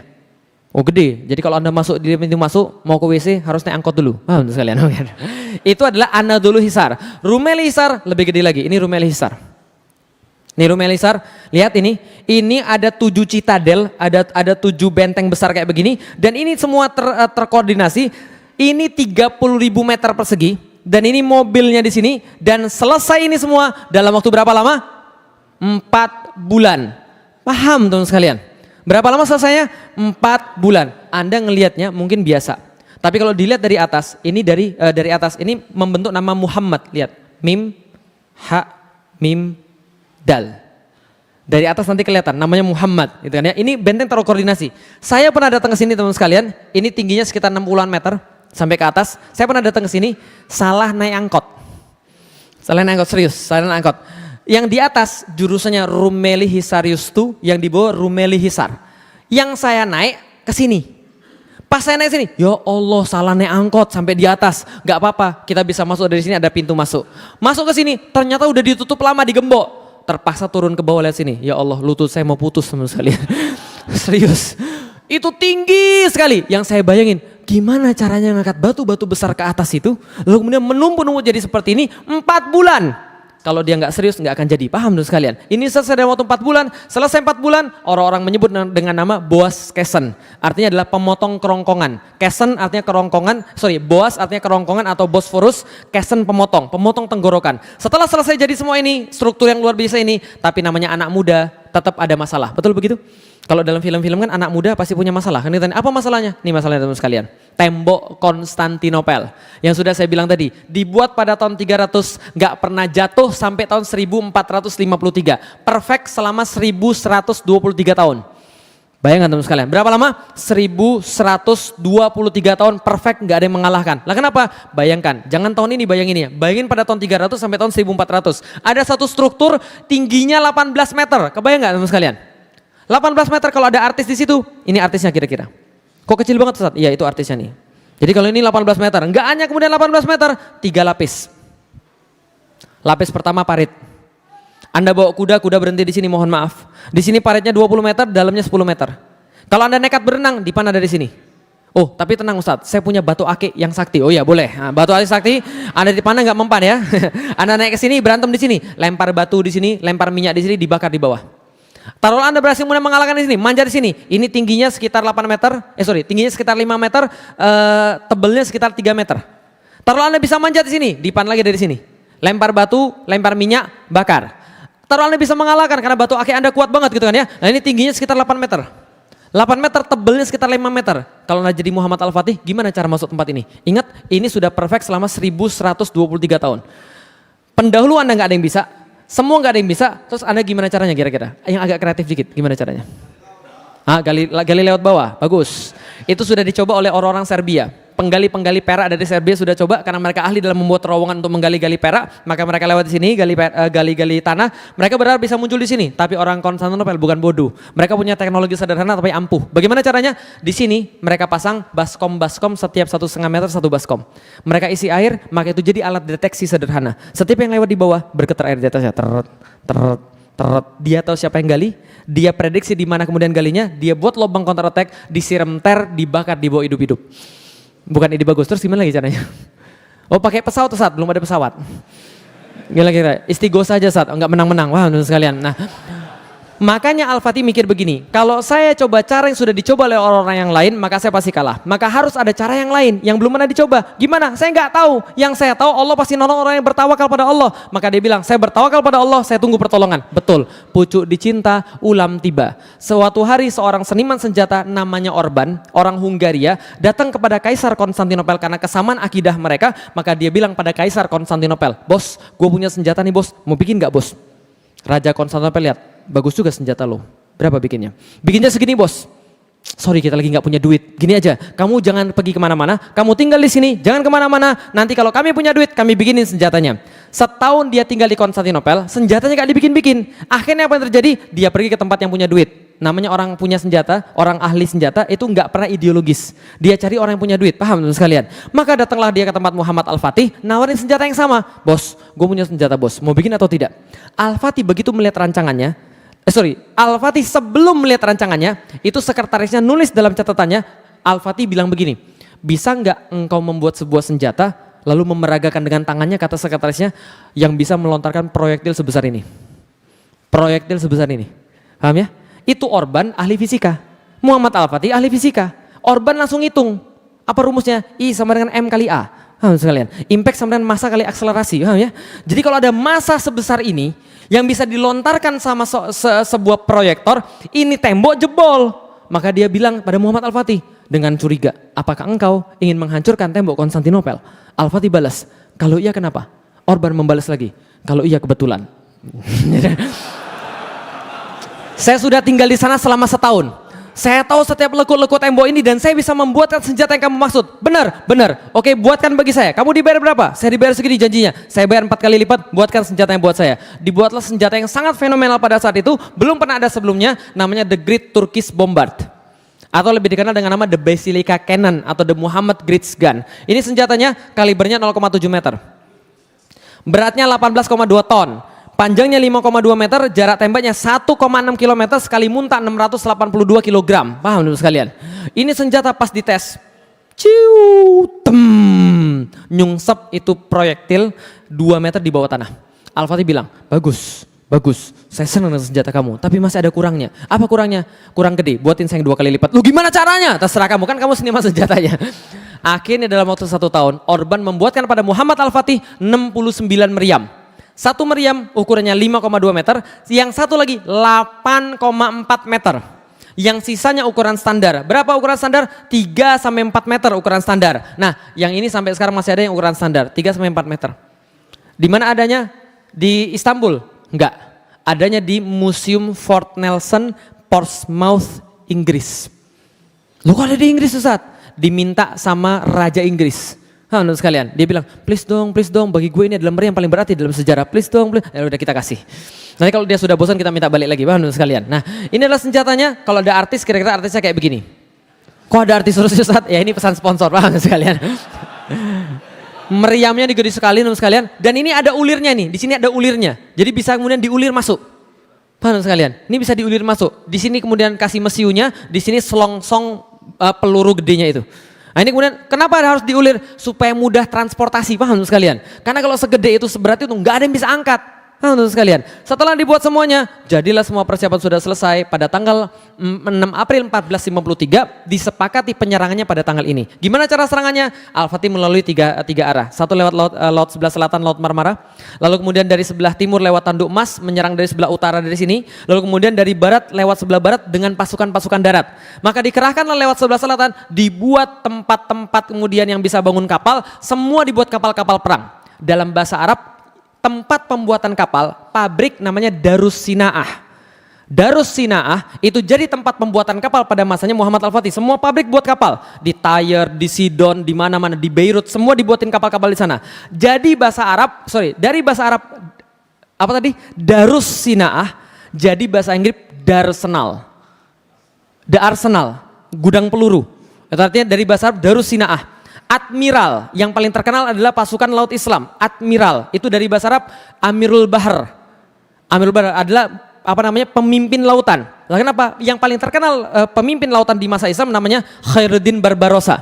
Khairuddin Barbarossa itu adalah admiral lautnya Sulaiman Al-Qanuni, cicitnya Muhammad Al-Fatih. Paham teman sekalian? Tapi pas zamannya Muhammad Al-Fatih ini kapal-kapal baru dibuat. 400 kapal dibuat di kota-kota pantai, kemudian ditransfer ke Konstantinopel, menyerang dari sebelah selatan. Beberapa kapal kecil masuk ke dalam Teluk Tanduk Emas dan total 250.000 pasukan. Jalan dari Edirne menuju ke Konstantinopel dalam waktu 2 bulan bawa meriam segede-gede kingkong. Paham teman sekalian? Diceritakan dalam beberapa sejarah, dalam buku sejarah, setiap meriam ditarik oleh 30 kerbau.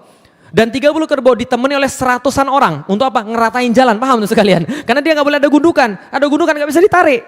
Bisa dipahami ya? Jadi ada orang ngeratain jalan, ditarik. Ngeratain jalan, ditarik. Ngeratain jalan, ditarik. 2 bulan sampailah mereka ke depan Konstantinopel melalui segala macam rintangan dan mereka tulis dalam chronicles mereka, ketika kami berjalan di siang hari, maka matahari tidak tembus sampai ke dalam terompah kami karena tertutup oleh panji-panji dan tombak-tombak kami. Dan pada waktu malam hari Anda tidak akan dapat melihat bumi karena tertutup oleh kemah-kemah kami.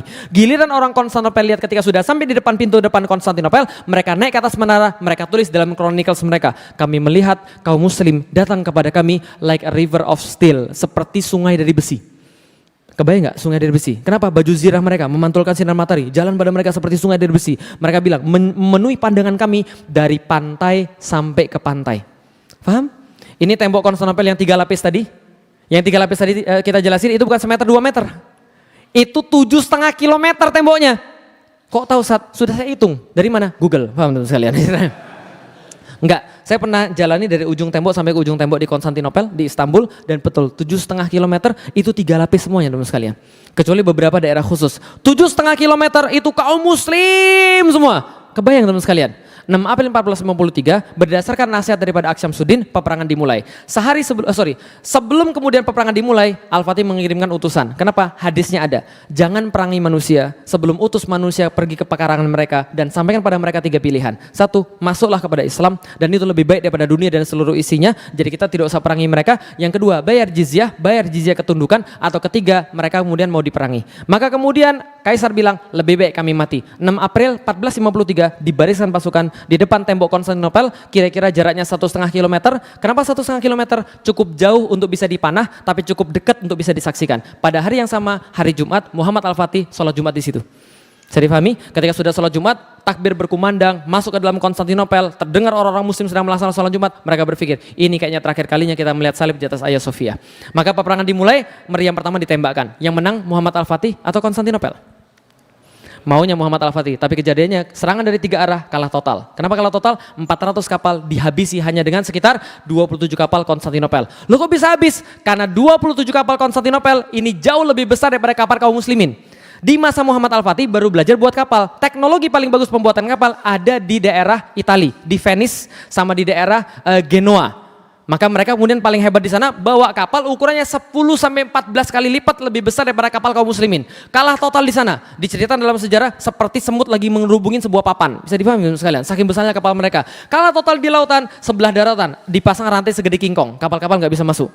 Lalu bagaimana dari sebelah barat? Meriam-meriam ditembakkan. Betul, sekali tembak hancur porsi besar dalam dinding mereka. Tapi baru ketahuan kelemahannya. Apa kelemahannya? Reloadnya 3 jam sekali. Paham sekalian? Tembak, sebentar jangan diisi dulu lah, kenapa? Ini pergesekan yang sangat luar biasa, panas, kalau dipasang nanti pecah, jangan diemin dulu. Udah didiemin dulu, pendinginan dulu, cooling down, kan 3 jam sekali baru bisa tembak lagi. Bayangkan, 7,5 kilometer, 69 meriam, 100 meter 1 meriam, nggak bisa jebol. Lah kenapa? Jebol, hancur semen, jebol, hancur semen, tembak, hancur semen, tembak, hancur semen. Paham teman sekalian? Semua itu nggak terjadi kemudian yang mereka harapkan dari tanggal 6 April 1453 sampai tanggal 20 April 1453, 2 minggu mereka di depan tembok, mereka pikir mereka bisa menang, ternyata kalah total. Temboknya terlalu perkasa bagi mereka. Dari situ yang mereka lihat bukan kemenangan. Apa yang mereka lihat? Mayat-mayat bergelimpangan. Kemudian logistik bertambah sedikit, penyakit-penyakit mulai muncul, orang-orang mulai kemudian kehilangan semangat tempur, mulai muncul masa-masa suara-suara sumbang. Tahu suara-suara sumbang? Kalau pernah naik gunung? Pernah naik gunung? Naik gunung tuh paling susah pas baru mulai, di tengah, atau pas udah mau nyampe. Yang sering naik gunung, di bawah, di tengah, atau pas udah mau nyampe? Yang pernah naik gunung, pasti pas bentar lagi mau nyampe udah kelihatan itu ujungnya. Itu tiba-tiba ada yang ngomong, pulang yuk bro. Gue udah pusing banget nih bro. Kayaknya gue gak bisa lanjut lagi nih bro. Pernah gak dengarnya begitu? Banyak sekali, itu pasti ada yang begitu. Ingat baik-baik kalau antum punya proyek besar, atau kalau antum mau hijrah, pas antum baru mau nyampe itu masih ada ujian. Mesti ada ujian. Muncul suara-suara sumbang, dan biasanya pakai dalil. Kan bukannya Allah tidak membebankan kepada kita apa yang tidak sanggup kita tanggung gitu kan. Sama kayak di situ, muncul suara-suara sumbang, pulang aja yuk. Kayaknya kita nggak bakal menang deh. Muhammad Al-Fatih ini kurang ajar, masih muda, ambisius, gara-gara dia banyak yang mati, gara-gara dia banyak muda yang meninggal, gara-gara anak muda yang ambisius ini. Muncul suara-suara sumbang dan Al-Fatih tahu, yang paling berbahaya dalam perang bukan kehilangan logistik, bukan kehilangan senjata, tapi kehilangan mental. Maka dia kumpulin suruh panglima-panglimanya, dia rapat. Oke, sampaikan pada saya. Apapun yang Anda mau, sampaikan pada saya. Kita lanjut atau kita pulang. Nggak ada yang berani ngomong. Lah kenapa? Al-Fatih itu 21 tahun tapi temperamental.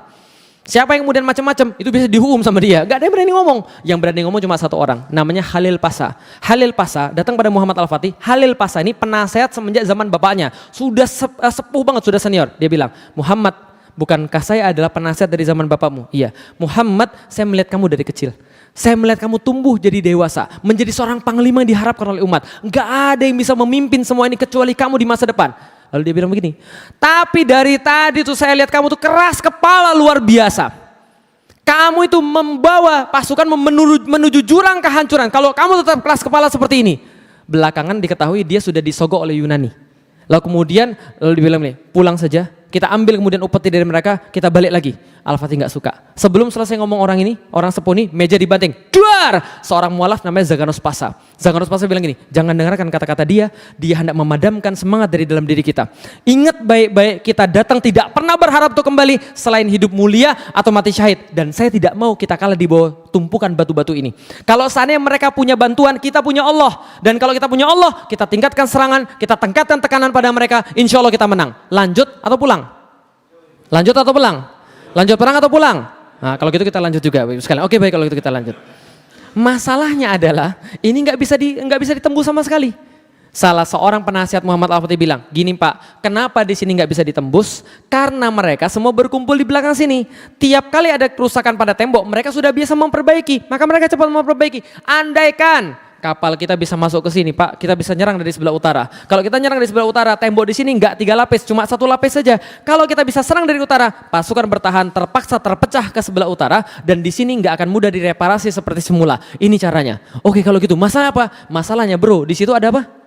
Rantai segede kingkong. Terus gimana caranya? Potong rantainya, rantai segini gini Pak. Nggak bisa. Tabrak pakai kapal mukaram. Loncat, emang lumba-lumba apa sekalian?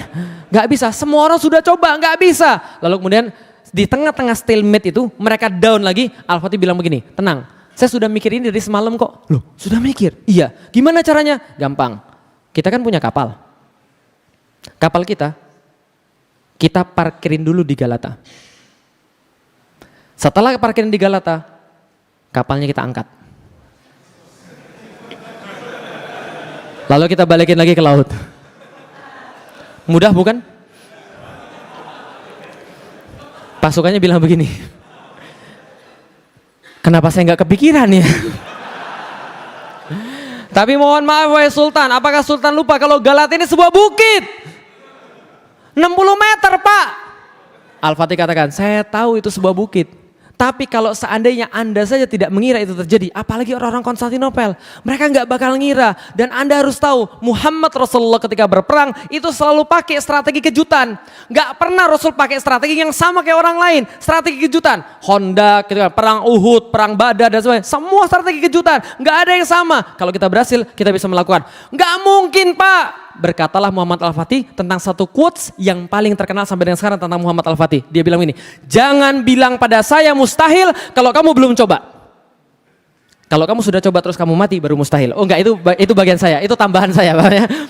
Quotesnya adalah, "Jangan bilang pada saya mustahil kalau kamu belum coba." Langsung akhirnya disepakati 21 April 1453 disepakati kapal-kapal ditarik dari Selat Bosforus menuju pada Teluk Tanduk Mas. Hasilnya apa yang terjadi teman sekalian? 22 April 1453 kapal pindah. Berapa? 72 kapal pindah dari Selat Bosforus kepada Teluk Tanduk dalam waktu berapa lama? 1 malam. Berapa lama?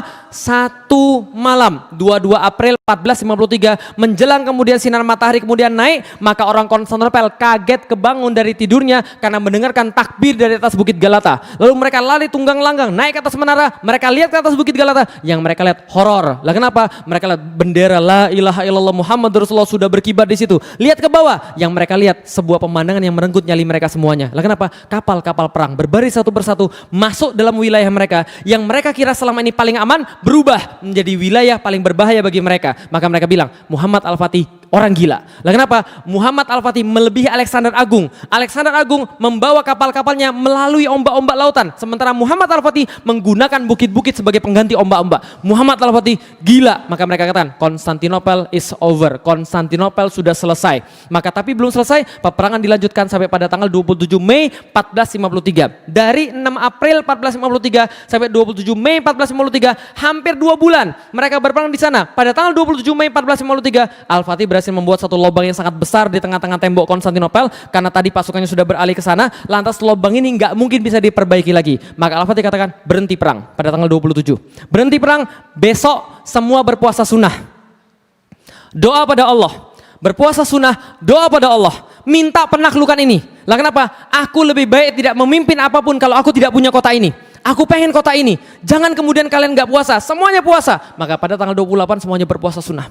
Mereka baca Al-Quran, ulama-ulama turun mengingatkan para pasukan tentang kemuliaan jihad fisabilillah, tentang bagaimana Abu Ayyub Al-Ansori yang Rasul nginep di rumah dia dan dia sengaja datang ke tanah ini untuk menagih janji Rasulullah Sallallahu Alaihi Wasallam. Semua diceritakan tentang itu, khusyuk luar biasa. Tanggal 29 mereka sholat subuh, mereka sholat tahajud. Setelah selesai sholat tahajud jam 2 malam, pada saat jam 2 pagi pada saat itu Al-Fatih kemudian naik di atas kudanya, kemudian dengan pedang yang lengkap dan dengan baju zirah yang lengkap dia berkhutbah pada seluruh pasukannya dengan khutbah yang masih tercatat sampai dengan sekarang. Apa khutbahnya? Ini khutbahnya teman sekalian. Seandainya penaklukan kota Konstantinopel sukses, maka sabda Rasul telah menjadi kenyataan dan salah satu mujizatnya kelak akan terbukti. Maka kita akan mendapatkan bagian daripada apa yang menjadi janji daripada hadis ini, yaitu kemuliaan dan penghargaan. Oleh karena itu, sampaikan pada pasukan satu persatu kemenangan besar yang segera akan kita capai, menambah kemuliaan dan ketinggian Islam saja, bukan ketinggian kita, bukan kemuliaan kita. Yang ini paling penting. Untuk itu, perhatiin baik-baik di garis bawahi, untuk itu wajib bagi setiap pasukan menjadikan syariat selalu di depan mata dia dan jangan sampai ada yang bermaksiat, karena Allah tidak akan memberikan kemenangan pada orang yang bermaksiat. Jangan maksiat. Kalau Anda maksiat, Allah tahan kemudian pertolongan Allah. Jangan maksiat. Jangan maksiat. Lah kenapa? Jangan mengusik tempat-tempat peribadatan orang. Jangan membunuh para wanita. Disampaikan nasihat-nasihat semuanya. Kemudian disiapkan pasukannya. Jam 2 berperang. Al-Fatih membagi 3 pasukannya untuk menyerang Konstantinopel. Yang pertama buat capek, yang kedua buat capek, yang ketiga sudah disiapkan beneran. Siapa yang gelombang pertama? Namanya pasukan Azab. Pasukan Azab dalam bahasa Indonesia pasukan jomblo. Paham teman sekalian? Nah, jadi kalau jomblo di zaman dulu itu pengen cepat mati. Lah kenapa? Hidup terlalu menderita. Pengen cepat mati aja. Paham teman sekalian? Jadi kalau zaman sekarang nggak mau nikah-nikah, nanti kalau seandainya khilafah sudah tegak, anu jadi pasukan paling depan, paham sekalian? Jomblo-jomblo cepat mati kan? Kenapa? Supaya berakhir penderitaan saya, paham sekalian itu kan ya. Pasukan Azab yang pertama jam 2 sampai jam 4 dibatasi. Jam 4 kemudian setelah pasukan Azab, pasukan yang kedua pasukan Sipahi, bersenjata lengkap, berzirah lengkap, maju ke depan. Mereka buat pasukan capek, tapi tetap nggak menang juga. Jam 6 dikeluarkan pasukan yang terakhir. Apa namanya? Inkisaria, Yeniseri, 7.000 pasukan tadi yang sudah disiapkan. Pergi kemudian, bismillah pergi. Yang terjadi adalah sebelum matahari bersinar dari sebelah timur, Al-Fatih memenangkan kemudian pertarungan, masuk ke dalam kota, ini tempat masuknya, lalu mengucapkan, Alhamdulillah, semoga Allah merahmati para syuhada, memberikan kemuliaan pada mujahidin, serta kebanggaan dan syukur buat rakyatku. Lalu kemudian dia masuk ke dalam kota, diiringi dengan kemudian gurunya, ini Aksyamsuddin digambarkan seperti ini, dengan kuda putihnya, dengan baju zirah lengkapnya, dengan bendera tauhid, la ilaha illallah Muhammad Rasulullah. Mungkin di sini ada tambahan inna fatahna laka fatham mubina. Ini kemudian bendera Utsmani, warnanya merah, dihiasi kemudian dengan kalimat tauhid. Jadi kalau kemudian ada yang teman-teman lihat kemarin aksi ada bendera merah itu, mereka sudah bilang pada saya, kami pengen bawa bendera Utsmani yang warna merah. Monggo silakan saja, agar jangan bawa bendera LGBT aja, paham sekalian. Oke. Nah, kemudian ketika kemudian masuk bendera yang kemudian ke dalam kota, Al-Fatih dengan kudanya masuk ke dalam kota, langsung menuju ke Hagia Sophia. Diceritakan dalam sejarah, Al-Fatih menoleh ke kiri dan menoleh ke kanan. Menoleh ke kanan, Masya Allah. Menoleh ke kiri, Masya Allah. Menoleh ke kanan lagi, Masya Allah. Masya Allah, Masya Allah. Dia merasa nggak percaya. Lah kenapa? Bahwa dirinya sudah dipilih menjadi panglima yang terbaik. Lurus kemudian menuju kepada Hagia Sophia. Sampai di depan Hagia Sophia, di jantung kota itu. Kemudian dia turun daripada kudanya, tidak dapat menahan rasanya. Lalu kemudian duduk bersujud ke arah Makkah, melepas sorbannya, mengambil segenggam tanah Konstantinopel, menaburkan ke atas kepala dia. Lalu berkata bahwa dia cuma manusia, dia nggak ada yang lain. Allah yang memberikan penaklukan ini. Masuk ke dalam gereja, kemudian dia temui di sana banyak sekali perempuan-perempuan menangis, anak-anak menangis. Mereka kira mereka bakal mau dibunuh. Lah kenapa? Ingat 1453 penaklukan Konstantinopel. Di saat yang sama Spanyol direkonquista. Spanyol ditaklukkan kembali oleh orang-orang Spanyol. Maka kemudian orang-orang banyak dibunuh di sana. Orang di sini merasa mereka akan dibalas dendam lalu dibunuh juga. Al-Fatih katakan, tenang, keluar kalian semua daripada gereja. Yang pengen tetap tinggal di kota ini, properti mereka tidak akan diganggu. Yang pengen keluar daripada kota ini, kami jamin nyawa mereka sampai di depan pintu gerbang kota, kami akan jaga nyawa mereka, silakan keluar daripada kota ini. Tapi kami minta tempat ini dijadikan sebagai masjid. Coba lihat baik-baik, tempat terbaik dijadikan sebagai masjid. Tempat terindah, termegah dijadikan sebagai masjid. Mental orang-orang Indonesia, sekarang masjid ditaruh di tempat yang paling sisa. Paham? Mall-mall gitu kan ya, dekat pipa-pipa gitu kan ya, dekat paling atas tempat-tempat yang nggak tahu tempat itu tempat apa. Nah ini tempat yang paling bagus jadi masjid, Masya Allah. Ingat baik-baik, kalau masjid sudah lebih jelek daripada rumah Anda, wajar Anda nggak betah ke masjid. Masjid itu harus lebih bagus daripada rumah Anda supaya Anda betah ke masjid. Bisa dipahami teman sekalian. Maka kemudian dilantiklah jadi masjid, tempat paling indah teman sekalian. Dibersihin di hari yang sama. Pagi-pagi dibersihin, dicuci, dibersihin semua. Lalu kemudian diturunin, kemudian berhala-berhala, patung-patung diturunin. Kemudian gambar-gambar yang gak benar ditutupin dengan lumpur semuanya. Dibuatin satu tempat mihrab, digeser 9 derajat arah dari Masjidil Aqsa menuju pada Masjidil Haram. Karena orang-orang zaman dulu mereka buat gereja arahnya ke Masjidil Aqsa. Digeser pada Masjidil Haram, setelah 9 derajat digeser Masjidil Haram, semua sudah selesai pas asar di hari yang sama. Selasa 29 Mei 1453 berkumandang azan pertama kali di Konstantinopel. Allahu Akbar, Allahu Akbar. Dan sampai sekarang nggak selesai. Tapi sayangnya tempat ini sekarang dijadikan sebagai museum. Paham teman sekalian? Nunggu pemberani-pemberani yang datang daripada kaum muslimin membalikkan lagi menjadi sebagai sebuah masjid. Bisa dipahami teman sekalian? Oke, pertanyaan saya sederhana. Antum kayak dengar sebuah kisah dongeng gitu ya? Dari tadi gitu. Ini kayak dongeng Ustaz, kayaknya nggak mungkin. Ini kejadian nyata. Saya tulis dalam buku saya Muhammad Al-Fatih 1453 yang nanti kalau mau ada di luar iklan. Enggak, itu promosi. Paham ya? Oke. Lihat baik-baik. Ini Hagia Sophia. Ini Hagia Sophia sekarang. Ini dulu bagi Muhammad Al-Fatih namanya Kizil Elma. Kizil Elma artinya apel merah. Puncak pencapaian tertinggi seorang Muhammad Al-Fatih adalah menaklukkan Konstantinopel lalu kemudian mengambil Hagia Sophia. Bisa dipahami teman sekalian? Coba lihat. Ini dulu nggak ada yang pensil-pensil ini nggak ada. Ini struktur-struktur ini nggak ada. Karena ini struktur tambahan semua nih. Struktur tambahan semua. Yang asli cuma ini doang nih. Ini struktur aslinya nih. Ini Hagia Sophia. Coba lihat baik-baik. Materi semua yang saya ceritakan pada Anda tadi pengantar materi utama.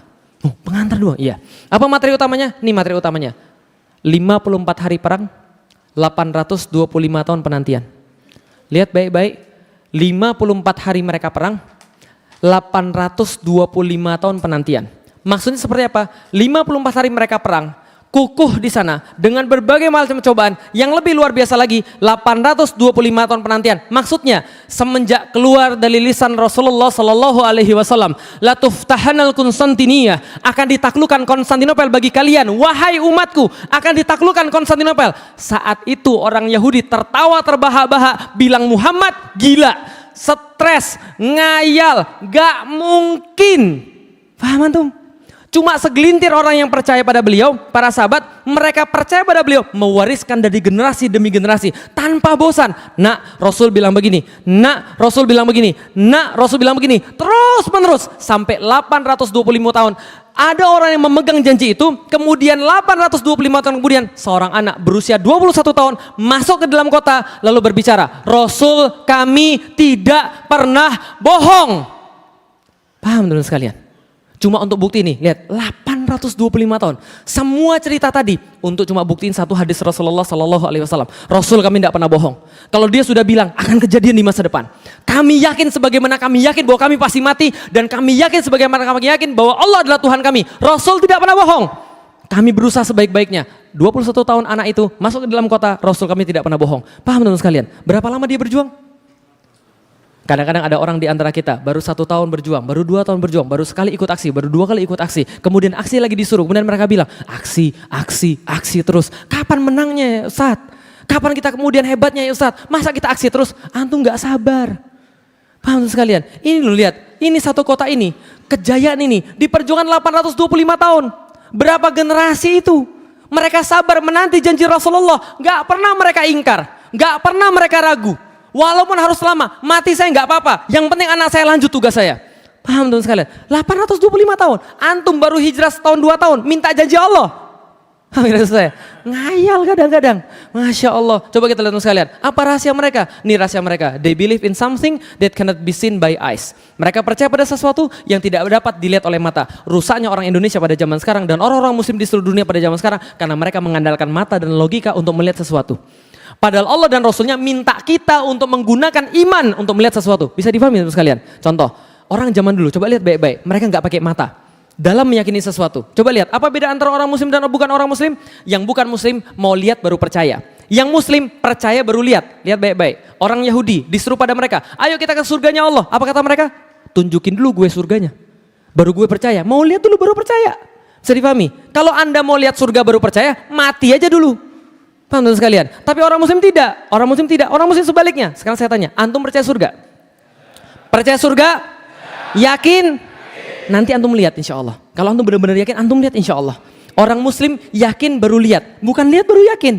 Bisa dipahami teman sekalian? Orang Yahudi baru lihat baru yakin. Tapi setelah lihat nggak yakin juga. Muhammad, kalau kamu memang benar-benar seorang nabi, belahlah bulan bagi kami. Kalau kamu belah bulan bagi kami mau masuk Islam. Dibelah nggak sama Rasulullah? Masuk Islam nggak mereka? Oh, itulah kaum ingkar itu begitu. Makanya resolusi berapa kali pun percuma. Mereka nggak bakal taati itu. Lah kenapa? Karena mereka kaum Yahudi begitu sifatnya. Bisa difahami teman sekalian. Ingkar mereka nggak mau. Tapi kaum muslimin dia yakin baru dia lihat. Coba lihat baik-baik teman sekalian. Seorang syahid yang pertama bukan seorang wanita. Jihad diwajibkan atas kaum laki-laki, tapi syahid yang pertama kali wanita. Siapa namanya? Sumayyah, ibu-ibu sekalian. Didilah anak-anak kita kayak Sumayyah. Sumayyah itu kemudian dia dicambuk habis-habisan. Lah kenapa? Karena anaknya Amr bin Yasir bawa orang tuanya Sumayyah dan bapaknya Yasir untuk masuk Islam. Mereka berdua masuk Islam bapaknya. Bapak ibunya langsung kemudian disiksa habis-habisan oleh Umayyah bin Khalaf. Yaitu adalah majikannya mereka. Lalu Umayyah bin Khalaf kemudian cemuti habis-habisan, dicambuk habis-habisan. Ayo akui Lata dan Manat adalah Tuhanmu, Lata Uzza Manat adalah Tuhanmu. Suatu saat enggak tahan, diludahi sama Sumayyah. Diludahin. Karena Umayyah bin Khalaf ketika diludahin, marah besar, ambil tombak, ditusukkan dari kemaluannya tembus sampai pada lehernya. Ketika dalam kondisi seperti itu, siksaan seperti itu, orang menyaksikan tapi nggak bisa buat apa-apa. Amr bin Yasir diikat di sebuah pohon kurma, nggak bisa buat apa-apa. Bapaknya mau disiksa juga, nggak bisa buat apa-apa. Rasul lewat di depan mereka dalam kondisi siksaan seperti itu. Apa kata Rasulullah Sallallahu Alaihi Wasallam? Sabron ala Yasir, sabar wahai keluarga Yasir. Sabron ala Yasir, fa inna mau'idukumul jannah. Sesungguhnya Allah telah menjanjikan pada kalian semua surganya Allah. Apa kata Sumayyah ketika mendengarkan kata surga itu? Ya Rasulullah, surganya seakan-akan sudah di depan mata saya ini ya Rasulullah. Enggak dirasakan lagi sakit, enggak dirasakan lagi kemudian pedih. Lah kenapa? Karena dengar kata surga senang sekali. Ya Allah, hilang itu semua fakta di depan mata karena apa yang dibicarakan oleh Rasulullah. Bagi mereka kata-kata Rasulullah lebih nyata daripada realitas di depan mata. Paham teman-teman sekalian? Itulah mereka orang-orang begitu. Mereka yakin pada Rasulullah. Kenapa? Kalau Rasul sudah bilang itu pasti jadi, enggak ada penderitaan lagi. Rasul sudah janjikan surga. Masya Allah. Tapi zaman sekarang enggak begitu. Coba kita lihat apa yang Anda dapatkan dengan mata Anda. Nih yang Anda dapatkan dengan mata. Rohingya, Palestina, Syria, dihabisi di mana-mana. Enggak selesai-selesai perasaan kita itu. Coba antum perhatikan bagaimana doanya apa namanya? Doa kunutnya para imam itu loh. Nambah terus. Ya Allah, doakan saudara kami di Chechnya. Ya Allah, saudara kami di Bosnia. Ya Allah, saudara kami di Rohingya. Saudara kami di Palestina. Saudara kami di Gaza. Saudara kami di Aleppo. Saudara kami di Damaskus. Saudara kami di Irak. Nambah terus, Mas.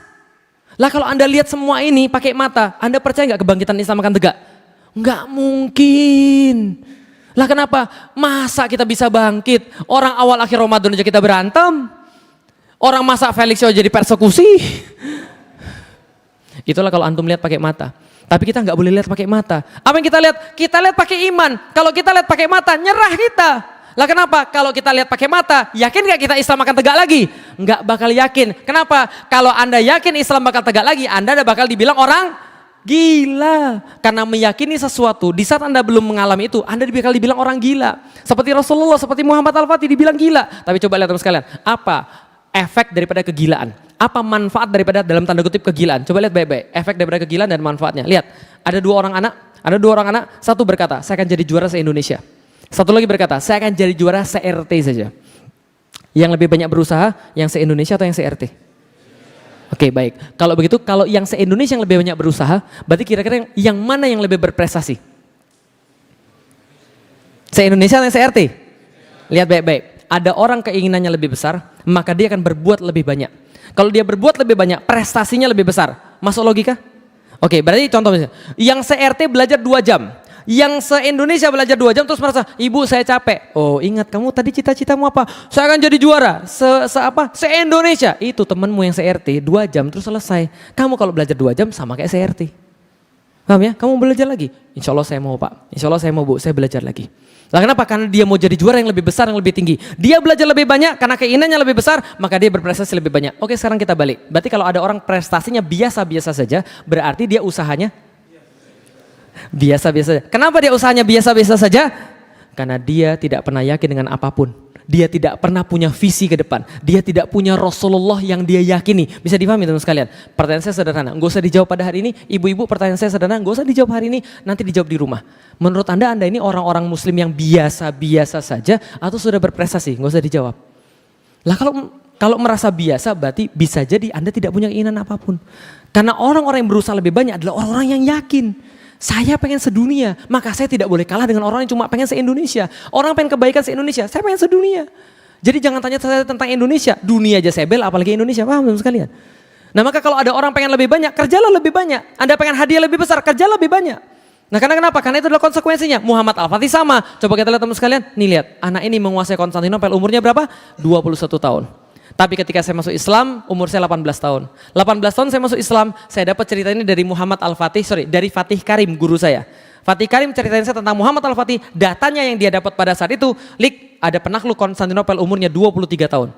23 tahun Kang? Iya, hebat banget Kang ceritanya Kang. Iya, lalu saya bilang sama ustadz saya pada waktu itu, pas saya baru masuk Islam, saya bilang sama ustadz saya, Kang kalau gitu nama Islam saya, boleh nggak Muhammad Al-Fatih?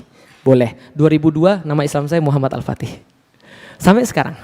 Nah kemudian ketika Muhammad Al-Fatih kenapa? Saya bilang sama Fatih Karim, karena Muhammad Al-Fatih yang itu sudah menaklukkan Konstantinopel, tapi dia belum menaklukkan yang satu lagi. Kota apa? Kota apa? Yakin akan takluk? Yakin akan takluk kota Roma? Saya bilang saya akan menaklukkan kota Roma. Maka kemudian orang bilang Felix ya orang gila. Paham tuh sekalian? Saya bilang nggak ada masalah. Lah kenapa Rasul dibilang gila, Muhammad Al-Fatih dibilang gila, tambah satu nggak akan ada masalah. Paham tuh sekalian? Maka saya bilang insya Allah saya taklukkan kota Roma. Maka saya berusaha untuk menaklukkan kota Roma. Saya masuk Islam 18 tahun, 23 tahun, 5 tahun kemudian saya belum bisa menaklukkan kota Roma. Pergi aja belum, paham tuh sekalian? 2002 saya masuk Islam, 2007 saya pergi aja belum ke sana. Saya baru pergi ke kota Roma tahun 2012. Kapan? Ketika bapak saya ngajak saya ke sana, pergi ke kota Roma. Sebelumnya gini, kantor mau pergi, kemana Pi? Pergi ke Eropa. Eropa kemana Pi? Prancis, Italia. Italinya di mana? Milan. Terus mana lagi? Roma. Ikut. Loh kamu dari kemarin tahun-tahun lalu nggak mau pergi? Ya iyalah, Papi pergi ke Makau, ke Hong Kong. Emang saya mau jadi raja judi, paham sekalian? God of Gamble kan itu kan ya. Pergi ke sana, saya ikut. Nah, di tengah jalan ketika saya jalan dari Paris menuju ke Milan, itu kan perjalanannya panjang sekali, naik darat.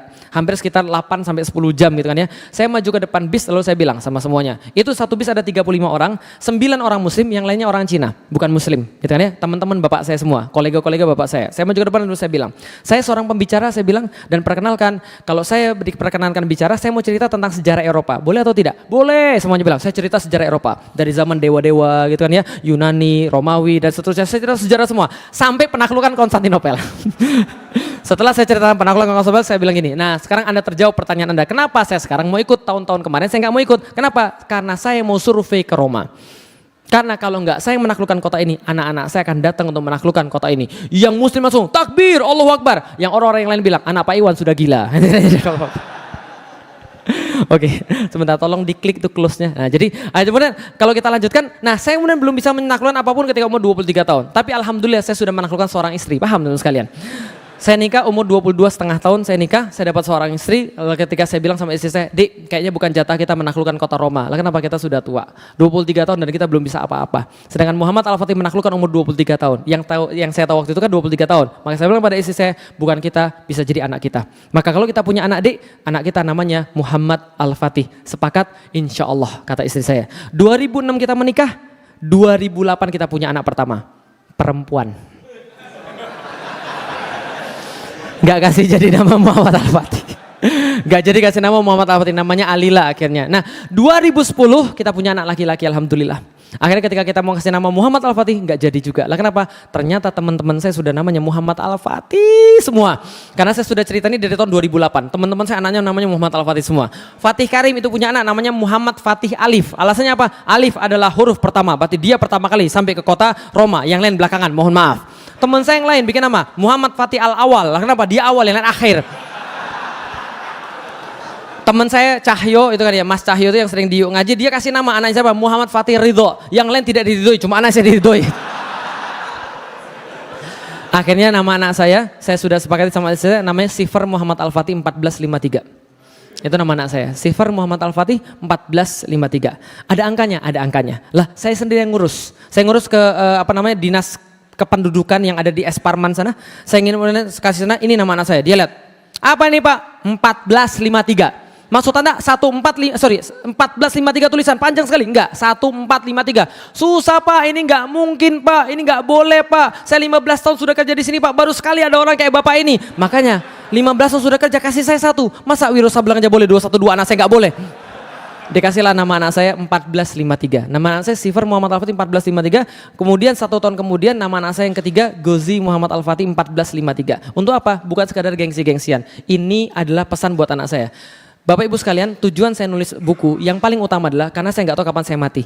Kalau saya mati duluan sebelum saya bisa mendidik anak saya, itu buku sudah menjadi penggantinya. Bahwa dia harus tahu bapaknya siapa. Ya itu yang nulis buku itu. Dia harus tahu bapaknya itu idenya apa, bapaknya pengen apa, bapaknya itu siapa, itu dari buku itu. Nanti kalau dia sudah gede, bapak ibunya nggak ada misalnya, taruhlah dia nggak usah tanya gurunya, dia nggak usah tanya siapa-siapa, dia sudah punya tugas itu yang sudah saya berikan pada nama dia. Pergi ke internet, ketik 1453, dia akan dapat semua cerita tadi. Dia akan tahu bahwa Rasul nggak main-main ketika ngomong kota Roma. Paham teman sekalian? Bisa dipahami sekalian? Maka itu saya kasih 1453. Dan bagi orang-orang yang tahu 1453 itu angka keramat luar biasa. Lah kenapa? Lihat Konstantinopel Turki menaklukkan Konstantinopel. Sekarang Turki jadi Turki yang sekarang. Konstantinopel sekarang lari ke Yunani jadi bangsa Yunani. Dulu ketika ada pertandingan bola, ini memang tidak ideologis ya, memang tidak benar. Tapi ini contoh cerita saja. Nih ada pertandingan bola, piala kalau nggak salah UEFA atau Champions saya lupa, Panathinaikos lawan Galatasaray. Galatasaray grup mana? Tahu Galatasaray itu artinya apa? Galata itu bukit Galata tadi, Saray artinya Pelis, istana. Jadi Galatasaray grup Turki lawan Panathinaikos grup Yunani gitu kan ya. Lawan mereka itu orang-orang Turki iseng. Pakai kemudian ketika ke tempat lawannya, ketika pergi ke tempat kandang lawannya, dia bentangan spanduk judulnya begini, Remember 1453. Nah, sekalian. Langsung gak jadi main bola, tawuran di situ ada. Setelah itu Yunani bilang karena mereka memprovokasi kami dengan mengungkit kehinaan masa lalu. Paham teman sekalian? Kalau Anda bawa 1453 pergi ke Yunani, Anda bakal dipermasalahkan di situ. Nah, kenapa? Bagi mereka itulah angka takluknya mereka ke dalam orang-orang Turki, tapi bagi kita tidak. Itu adalah di mana tahun Allah menzahirkan Islam di atas seluruh dunia. Bisa difahami? Dari 1453 muncul Renaissance. Dari 1453 muncul kemudian kejaran-kejaran Islam yang lain, Masya Allah. Nah, maka anak saya dikasih nama 1453 supaya dia tahu ini tugas daripada bapaknya. Paham teman sekalian? 1453. Pertanyaan saya sederhana. Pertanyaan terakhir sebelum saya selesaikan materinya. Masih ingat ketika gali parit tadi ada 2 kelompok. Yang satu yang benar-benar beriman, yang kedua Yahudi yang terpaksa. Kalau cerita pasti orang muda ingat. Itulah ibu kenapa Anda harus sering-sering cerita pada anak-anak. Ya, jadi yang pertama siapa? Yang benar-benar beriman. Yang kedua, oke, Yahudi kalau dengar kata-kata Rasulullah maka dia tertawa terbahak-bahak lalu bilang Rasulullah orang gila. Sedangkan Muslim mukmin mendengar hadis Rasulullah yakin berbuat yang terbaik dan mereka lihat hasilnya. Pertanyaan saya sederhana, yakin gak antum Roma akan takluk? Yakin? Takbir. Bisa dipahami teman sekalian? Kenapa saya selalu bersemangat untuk mendakwakan Islam? Paham ya sekarang ya? Karena saya punya bisyarah dari Rasulullah Sallallahu Alaihi Wasallam. Kita pasti menang insya Allah. Cuman masalahnya adalah antum mau nggak menjalani itu semua itu? Kalau antum mau menjalani itu, antum jadi kemudian muslim yang istimewa, antum bukan jadi orang-orang yang biasa. Lah kenapa? Muslim ketika bersyahadat, dia tidak ditakdirkan jadi orang yang biasa.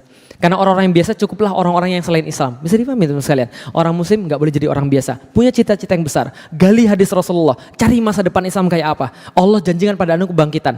Kalau antum percaya tentang kebangkitan Islam, jalani sekarang, nanti antum akan masuk yang menyaksikan kebangkitan itu atau mati mewariskan kebangkitan itu pada anak-anak antum. Paham teman sekalian? Bisa dipahami? Oke, baik. Ini adalah materinya. Mudah-mudahan bermanfaat bagi teman-teman sekalian semuanya. Kalau ada yang baik hanya berasal pada Allah.